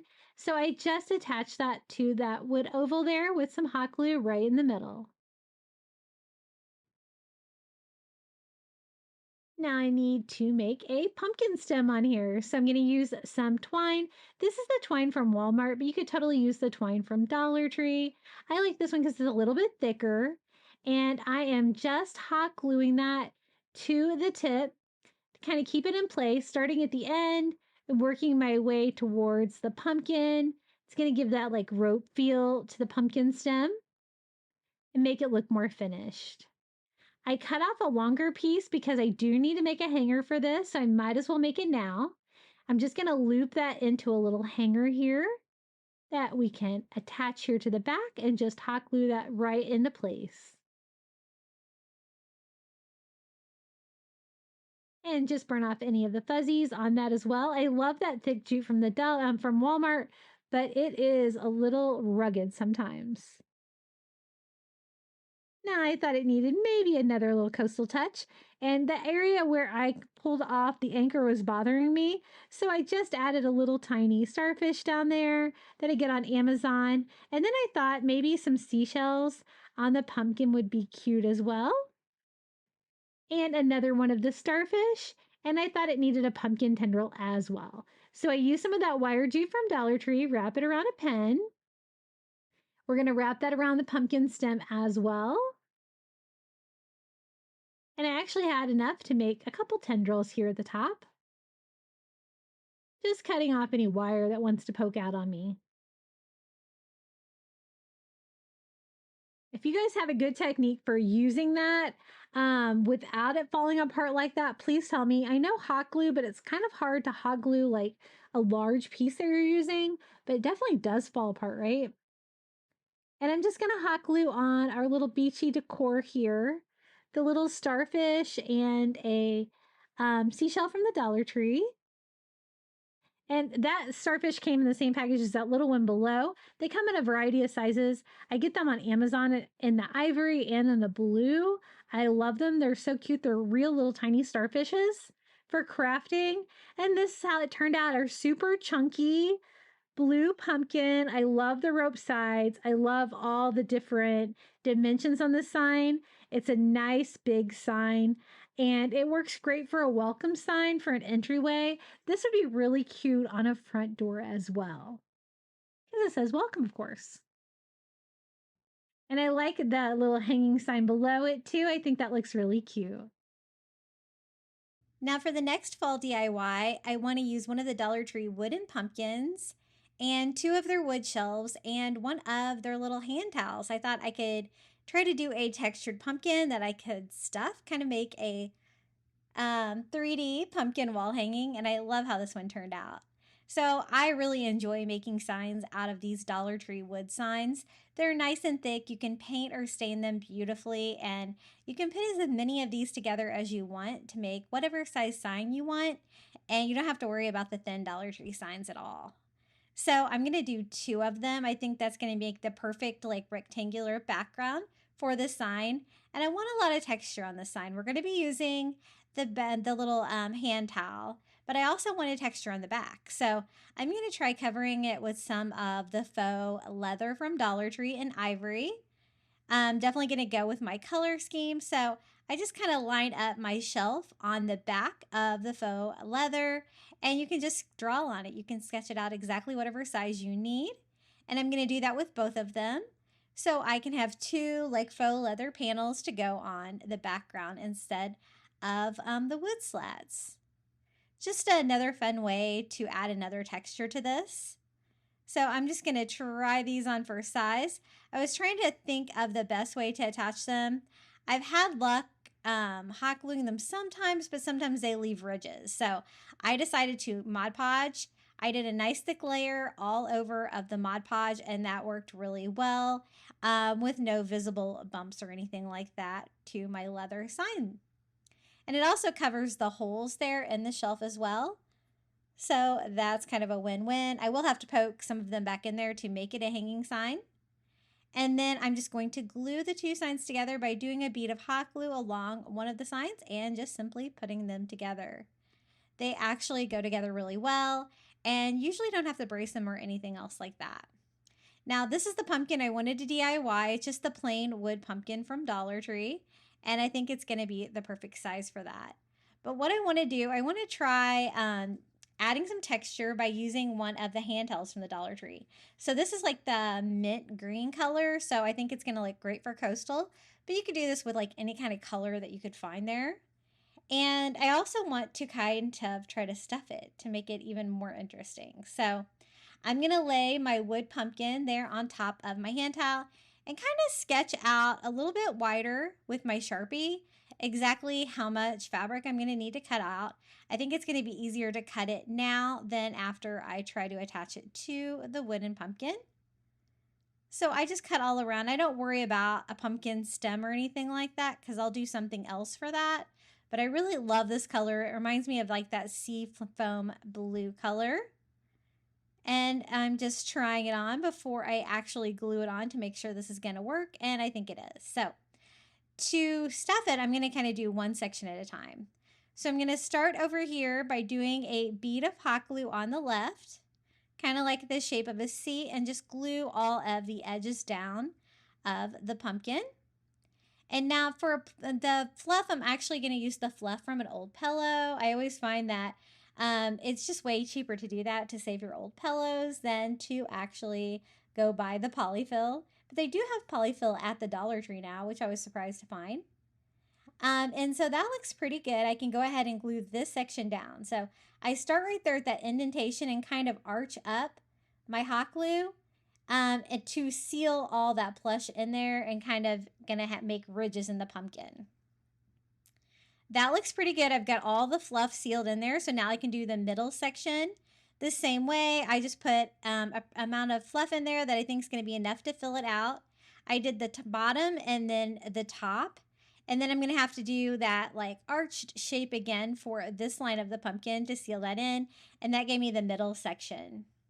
I go ahead and start on the right one just so I can make a little pocket like that I can add more pillow fluff. And then I go back and fill it all in, sealing it with the hot glue. Really fun, easy way to make a textured stuffed pillow like this without any sewing. Now the pumpkin stem, I wanted to do something a little different than the fabric, so I'm just going to use some Dollar Tree twine, and I'm going to simply start there at the base and hot glue it and then wrap that around the pumpkin stem. We're going to be adding lots of other fun details to this pumpkin too, to really bring out its shape and to add just so much texture and fun to this project. When you get to the end, it gets a little bit tricky. You have to use a little bit of hot glue to make sure it stays on there. And then you kind of have to go back and fill this section in right here, but nothing too crazy. So that looks pretty good. I'm going to go ahead and glue down my last piece. And this is what it's going to go on our leather sign. So I want this to be a hanging sign, so I do go in with my little Cricut weeder and just poke some holes in the faux leather where the holes in the sign already were, so that I can go ahead and make a hanger. I went ahead and used like a large needle to thread this through because I was having a little bit of trouble getting it to go through there. Another thing you can do is to put some hot glue on the end of it. It makes it a little easier to feed through. But I always like to knot my Dollar Tree signs on the front. I find that they hang really nicely. And then our little towel pumpkin is going to go here on the front. I just put hot glue all over the back and attach that to the leather, making sure it's firmly attached because I wasn't too sure about the hot glue and the faux leather, but it seemed to do pretty good. Now I also want to accent it with some other fun trim. So I thought I could do this middle section here between the stuffing with some of the Dollar Tree's burlap trim. These come in a 3-pack that has like 3 different styles. I kind of equally love all of them. I think they're so fun for crafting. You could also use the one that comes on a roll that has like white in it. That would be pretty too. But I like this because it lays flat. It's bringing that brown in from the pumpkin stem and kind of tying it all together. Then I thought I would go in with some Dollar Tree brown rope for the edges. I like the way that looks, and that's going to match really well too. So this is the thinner brown rope. I just go ahead and cut the tape off the end, and I'm going to start right here at my pumpkin stem. Perfect place to start and stop. And I'm going to hot glue that. What that's going to do is frame out the shape of my pumpkin, really make that pumpkin shape pop against that white faux leather. And it also helps glue it to it. So I'm just putting a glue right in the seam where the pumpkin and the sign come together. And then I add the hot rope to it, and it's going to help tie it all together. I'm really glad that I added this last step because it really gives you a defined edge for this pumpkin, and it provides even more texture. So I go all the way around, hot gluing it to the top. That looks really good. Now I do want it to be coastal. This is what it looks like with the Dollar Tree starfish. I actually had some real starfish from my stash that I got on Amazon, so I decided to use a real one, but I think it would look better or good either way. They're about the same size. This one is just a little bit more authentic looking with the coloring and stuff like that. You can always paint the Dollar Tree ones as well though. I just hot glue it right in the center of my coastal pumpkin, and then I want to use some of this mesh ribbon from the Dollar Tree to make a really pretty decorative bow here from the top that's, not too busy. I love using this for coastal crafting because I think it reminds me a little bit of fishnet. So I chose like this ivory color, and I took 2 pieces for like 2 pieces of tails, and I actually tied them together with a little bit of twine so they will come down like that on each side of the pumpkin stem. And I also want to decorate it with some seashells. So I'm going to use some mini seashells from the Dollar Tree and just add a few of those to the pumpkin stem. I glue down my ribbon and then glue down my seashells. And I really love how this turned out. Who would have thought you could make a beautiful coastal fall pumpkin like this out of a Dollar Tree hand towel? I'm always going up and down the aisles at Dollar Tree trying to find fun, interesting materials to craft with. And this was definitely one of them. And I'm so glad that I decided to stuff it because it really gives it a fun 3D feel. And the fabric, I think, actually looks pretty cool on this. Here's a little close-up view of our coastal towel pumpkin. I'm glad that I used the burlap trim for the middle sections, but I think that would also be cute with brown rope. I wanted to do like a coastal beach version of this leaf wreath form from the Dollar Tree. Now for the back, I want to cover the back of the leaf with fabric, and so I wanted something beachy and blue. So I'm going to use one of these little fleece baby blankets from the Dollar Tree. These are great to craft with because they're nice and large. You get lots of fleece fabric, very cozy. So I'm just going to cut down a rectangle a little bit bigger than what I need, and we're going to attach that to the back. But first I want to start working like kind of on the structure of the leaf itself. I want to line it with rope. So I'm using the brown rope from the Dollar Tree. I'm using the skinnier one. It's like the 9.5 foot. And I think I only ended up needing 2 packages to cover everything. Now I want to do the outline and glue the fabric on at the same time, but I don't necessarily need to do that for these middle pieces, the little veins of the leaf. I'm going to do those first. That way I won't have to worry about like too much hot glue or anything like that showing up on the fabric behind. So I just cut a piece down. I'm making sure to cut the pieces short enough that there's going to be room to do like a rope down the middle of the leaf and rope around the edges of the leaf later on. So I'm just going to cut these pieces out. So a total of 8 pieces, and then just hot gluing those in place. I do craft on a silicone mat, so it makes it pretty easy to do this because the hot glue won't stick to that. Otherwise, you're probably going to need to lift it up a little bit if you don't have something like that underneath of it.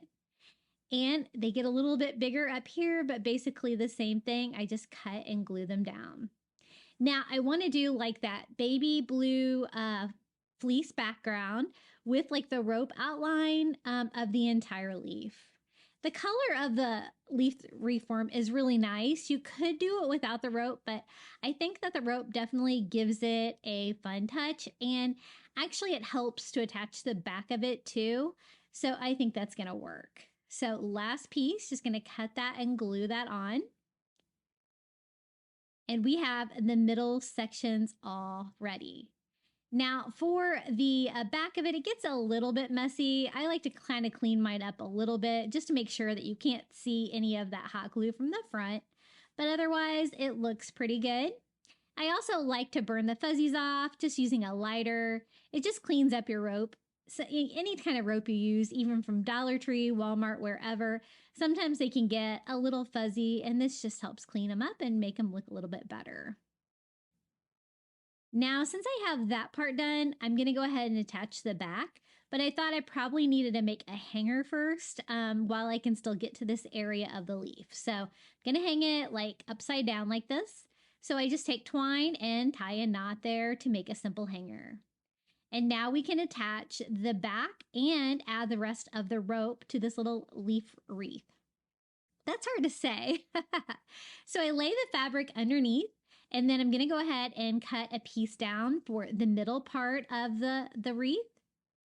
And I'm just going to hot glue that, pushing that in between the other two pieces of rope that I had cut down. And I'm making sure to use plenty of hot glue so that the extra hot glue kind of seeps around the wire and actually picks up the fabric from behind. So I'm only doing one section at a time because I want to make sure that my hot glue, stays wet and it's easy to work with. So I broke it down into like 3 sections. Just testing to make sure that that is gluing the fabric to the back, and it totally is. So we're going to do the same exact thing on the outer part of the leaf, just starting at the top. I thought that'd be a good place for the rope to kind of come to an end, and then just gluing it around. I found that I could only do like one little section here at a time without like my hot glue setting up, because you kind of have to hold it into these like curved shapes to make sure that you cover all of the wire. I was trying to be really careful to make sure that you don't see any of the wire in the final product.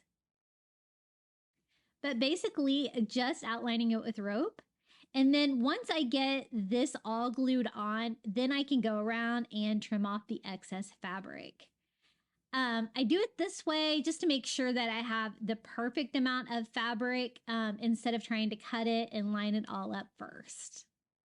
And I've done this with other types of materials. I've never covered, I don't think I've covered one of the backs of these kind of things with the baby blanket before, but I have crafted with it before, and I really love it. Just if you need like light blue or light pink felt or anything like that, the fleece is going to work great for that too.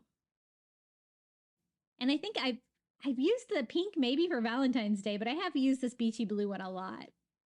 So we almost have it all framed out here, just one little piece. I'm going to cut it, have the little rope end here at the top. And there is our little beachy leaf so far. It's looking very beachy with the blue and the rope. And all the DIYs today are going to have like a beach or a coastal influence. I know fall has already started, but I did want some more fall decor for my home to display after I take down my Halloween decorations. Because right now I have all my fall stuff up, but I also have Halloween. I definitely have more fall decor, but I am going to have some bare places, and I am not ready to decorate for Christmas yet. But Christmas DIY videos are probably going to be coming pretty soon. I just did 4 Thanksgiving DIY videos because I don't like to skip Thanksgiving. I know that some people do, and that's totally fine, but I like Thanksgiving as its own separate holiday too, so I like to decorate for that too, because you know me, I'm going to decorate for everything. Now, this step was a little tricky, cutting off the fabric, because I was trying to cut it off without, so you don't see any of the blue felt from the front, but also I don't want to cut it too short or there might be a hole or a gap. And I did a pretty good job of gluing that on. I didn't really have any areas to fix. Now to decorate the front, we're going to use some of the little burlap leaves from the Dollar Tree, kind of the same shape, right? And one of the little metal words, this one says harvest. A lot of times I paint these, and if you wanted more contrast, you totally could. Like ivory would look really nice, but I kind of liked the metal on this. So I'm just going to go ahead and find a few areas where the metal will intersect with the rope and just glue that in place.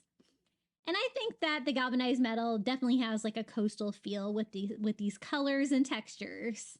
Now for the leaf, I'm going to go ahead and just peel the wire off. I kind of like them better without the wire. And I'm only going to do one. I kind of want it to be a little bit over towards the side, not perfectly straight down. And then we can decorate this with a few more coastal items as well. I'm going to use some Dollar Tree seashells and see what I got in this package. Ooh, this shell looks really cool. So I think that's going to look really nice. And we're just going to decorate the top of the leaf with the shells. Now, if you wanted to do this with not a coastal theme, just skip the seashells. You could add pumpkins or whatever to the top. And you can always change the colors, but today we're going to be doing a lot of blue. I love using blue for every holiday, and so fall is no exception. I found 3 great shells that I thought would look great, and I just hot glued those to the top of the wreath form. And here it is, our little harvest coastal blue leaf. I think it turned out really fun, and it's really unique. It's a lot different than I decorated this before. I've done one of these, I think last year, but I love how it turned out. And here it is. It kind of looks like the harvest is 2 different colors there. I don't know, that must just be my flash or something like that, because it really is like all like galvanized metal. But I love how it turned out. I think this will look great in my entryway for fall. This one's really simple. I'm going to show you how to do like a coastal pumpkin display using one of these straw pumpkin picks from the Dollar Tree, one of their wood slice wood ornaments, and one of their glass candle holders. We're going to use that for a display to display the pumpkin like a work of art. Now this does come on a dowel. I just go ahead and use some pliers to remove that from the bottom. And I don't like the pumpkin stem on these. I think that makes them look like apples. I thought if I remove that, add a more substantial pumpkin stem to this, it might make it look more like a pumpkin and less like an apple. I've actually crafted candy apples with these because I think they look like apples. I'm going to replace it with something a little bit better. So I'm going through my wood stems I have from Dollar Tree, trying to find one that is a little thicker in curves. I like that one. I think that's going to work. But I do still need to get that dowel of the old one out. I was able to finally find it with my pliers, add a little bit of hot glue, and then just kind of wedge this down in there. And I think it does look more like a pumpkin with a new stem. It was just too tiny, like a little apple stem. The ornament has a hole in it, but I'm not too worried about that. We're going to cover that up. I'm just going to go ahead and remove this tag from the candle holder, and a pumpkin on a display like this just makes it look so much more special. I thought the wood slice would add a nice coastal touch as well, so I'm just using some hot glue, and it's like a light beachy blue candle holder I got at Dollar Tree, and then glue the wood slice on there, and we can display the pumpkin just like this. Now I do want to add some more materials down there, and so I'm going to use some Spanish moss and some seashells to make this nice and coastal. So I just do a little ring of hot glue, and I don't want to waste too much of this. I'm just going to put it around the edges of the wood slice so it'll be kind of peeking out from the bottom of the straw pumpkin. And I love how this looks with the new stem on there. It almost looks like the ones that you can get at Target's dollar spot sometimes. For the seashells, these are the ones from the Dollar Tree. You can see I do still have a few glass bottles because I love to stock up on these. But I want a variety of different seashells, so I'm just picking different ones and hot gluing those around the perimeter too. So those will kind of peek out from the bottom of the pumpkin on display as well. Just trying to trim up a little bit of my Spanish moss and make sure that all of my hot glue strings are kind of dissolved with my heat gun.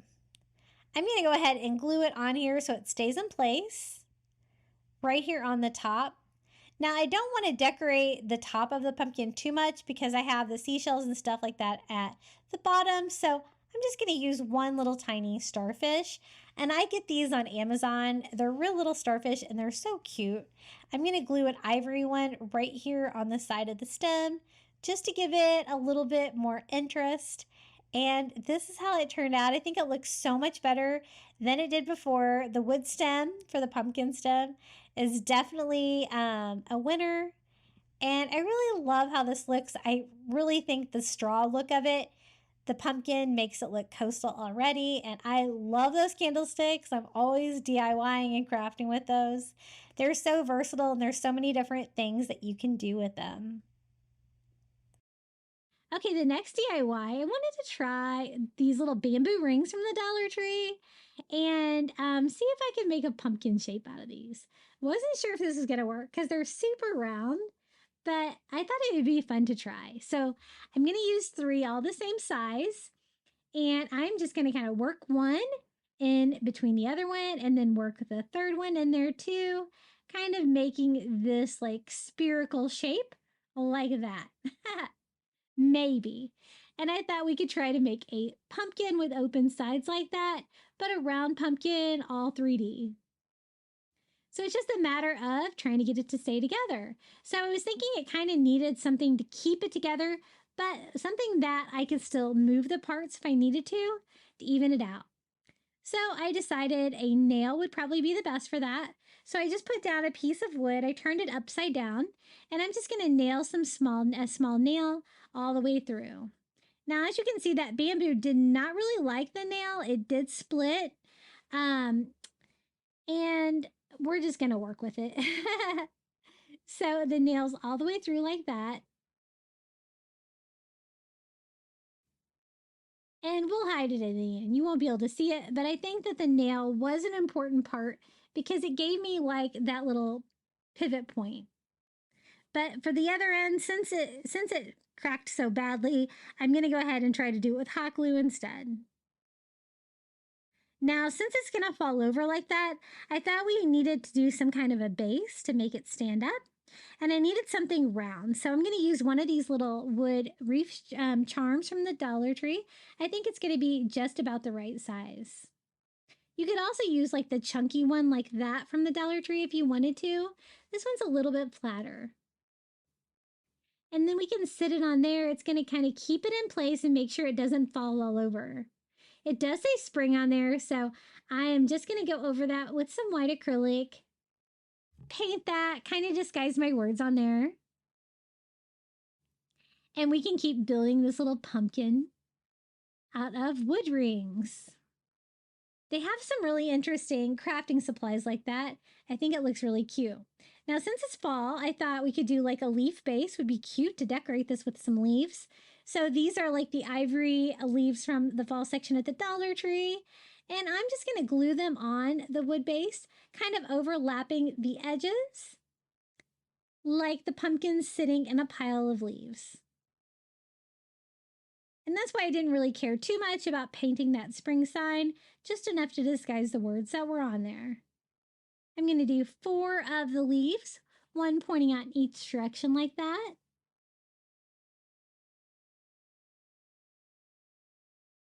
And then one in the middle to cover that part as well. And we still have the wood shape under there to provide us that flat base that's going to make it stand up, but it's going to make it look way more decorative like this, I think. Now it's just a matter of attaching this to it. I'm going to go ahead and do a nail now. I didn't do a nail before to nail it into that base. It's going to make it nice and strong, but beware because it is going to split your wood if you do use a nail like that. The bamboo was very hard, harder than I thought. But that worked. It put it straight into the base. It is going to stay put, I think, now. Now, I thought we could add some of the brown nautical rope to kind of make this look even cuter, add a more coastal feel, and kind of line the inside of the wood rings with the rope. So I just start by hot gluing that along the inside of the wood rings. And we're going to do that on all of them. So that way it's going to be like a mixture of like a wood and a rope pumpkin. It just added another element to it, and I think it's really fun. So I just hot glued it all the way to the tip here,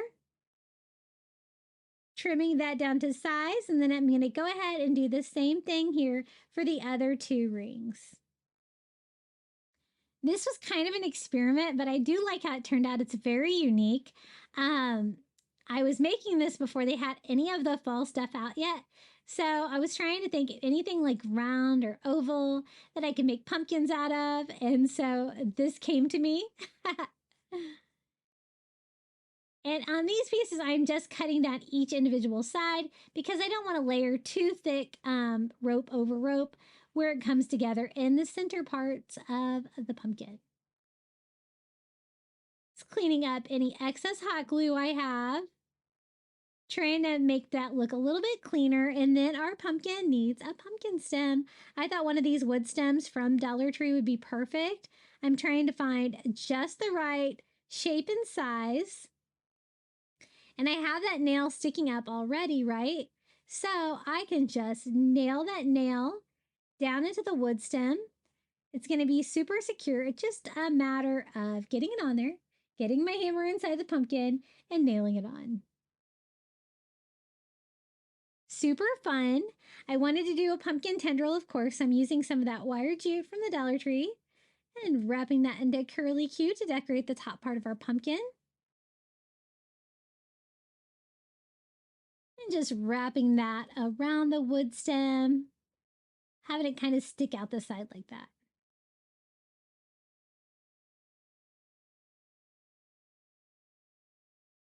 And then I thought a starfish would be a really cute little decoration in here. And I thought you could kind of lay it inside the pumpkin like that. And then I thought, what if I painted it blue to make it look a little bit beachier? So I'm just using that Caribbean blue color and painting that. Those little plastic starfish from the Dollar Tree paint really well. And then I was thinking about it. I thought this would make a perfect candle holder because it's all open, right?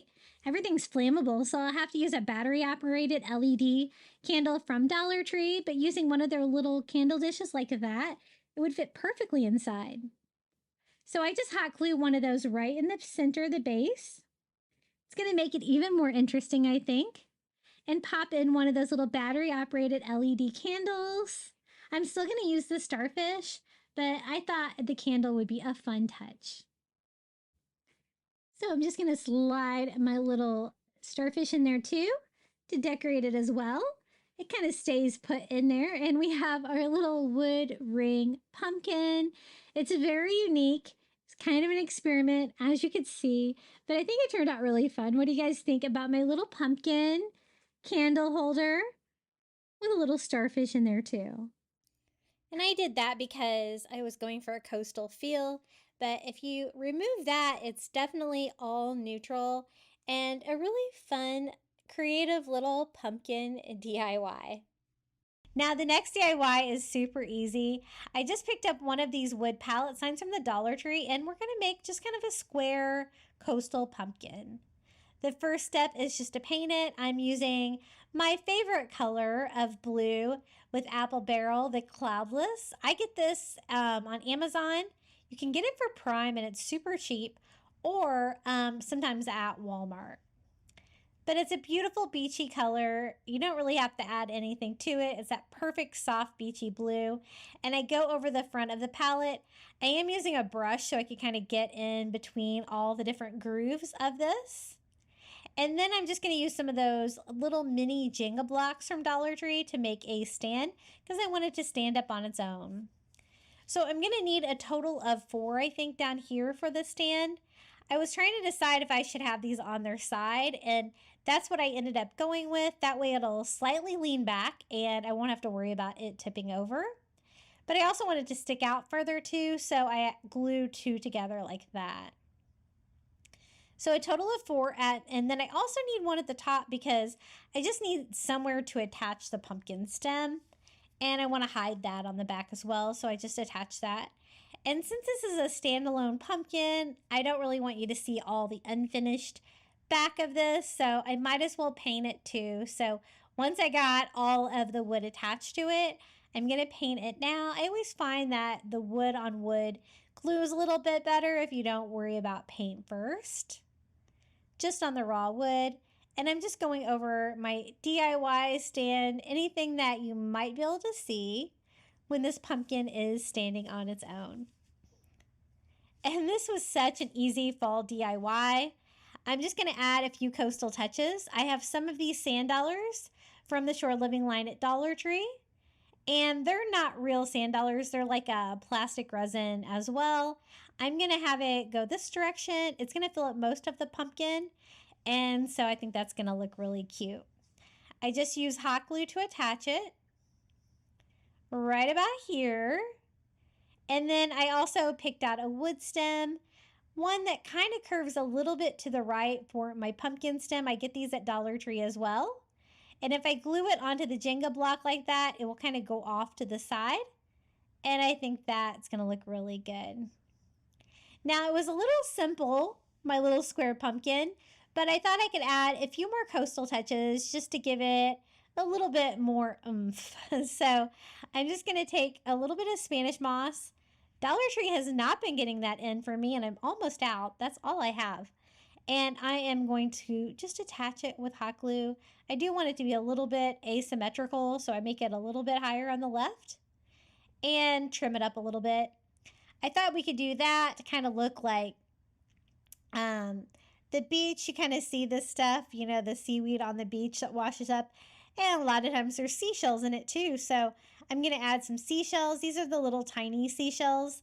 I get these on Amazon. You get this giant jar of them. I think there's like 2,000 in here. Really inexpensive. And I do have those linked in my Amazon shop. They're very similar to the tiny bottled, glass bottled shells from the Dollar Tree. But I've been having trouble finding those lately. So I did get some on Amazon. And this is how my little square coastal pumpkin turned out. Really easy to do. If you didn't want to do coastal, you could always decorate this with more of a traditional decor besides the sand dollar, but I think that looks really cute on there. And I'm glad I decided to add a few more beachy touches to the bottom of our little pumpkin. I really hope you enjoyed today's crafting marathon for fall. I love a good coastal fall DIY. Let me know which DIY was your favorite down in the comments below. I'd love to hear from you. And don't forget to subscribe to my second channel, Crafty Little Beach, for individual DIYs on your phone. Enjoy the final reveal.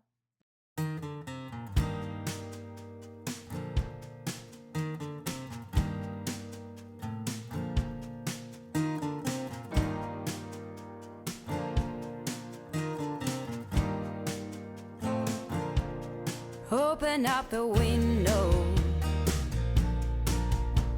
I'm breathing in the last of September.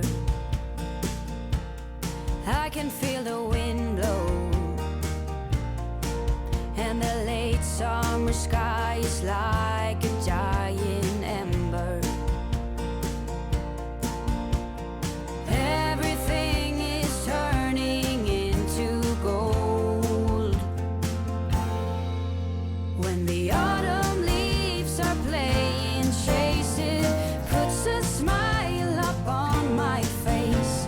They leave their branches one by one and whirl around there just for fun.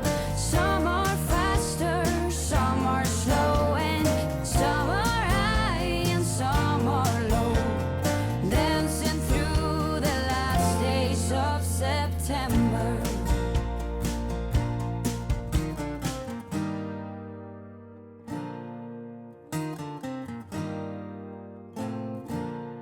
Since I was a little child, every year for as long as I remember, all the leaves were running wild, going on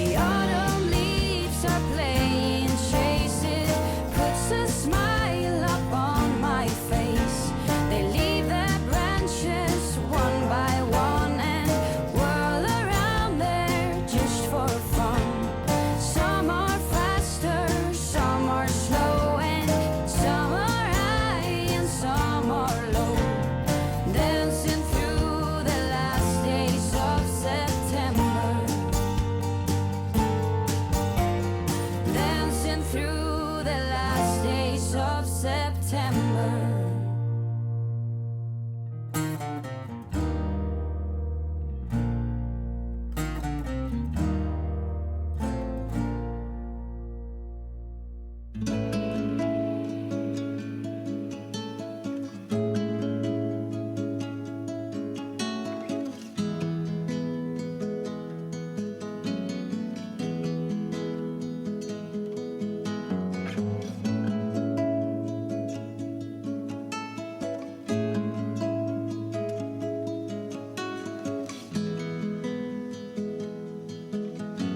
Summer is ended, the leaves are turning brown. Red and yellow, soon they'll be falling down. Now, I'm not ready, not just yet. I'm not ready for autumn. Autumn comes too soon.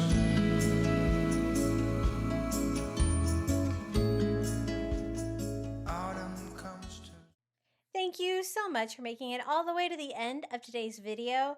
That helps my channel so much if you watch the entire video. And I also want to give a huge thank you to all of my YouTube members.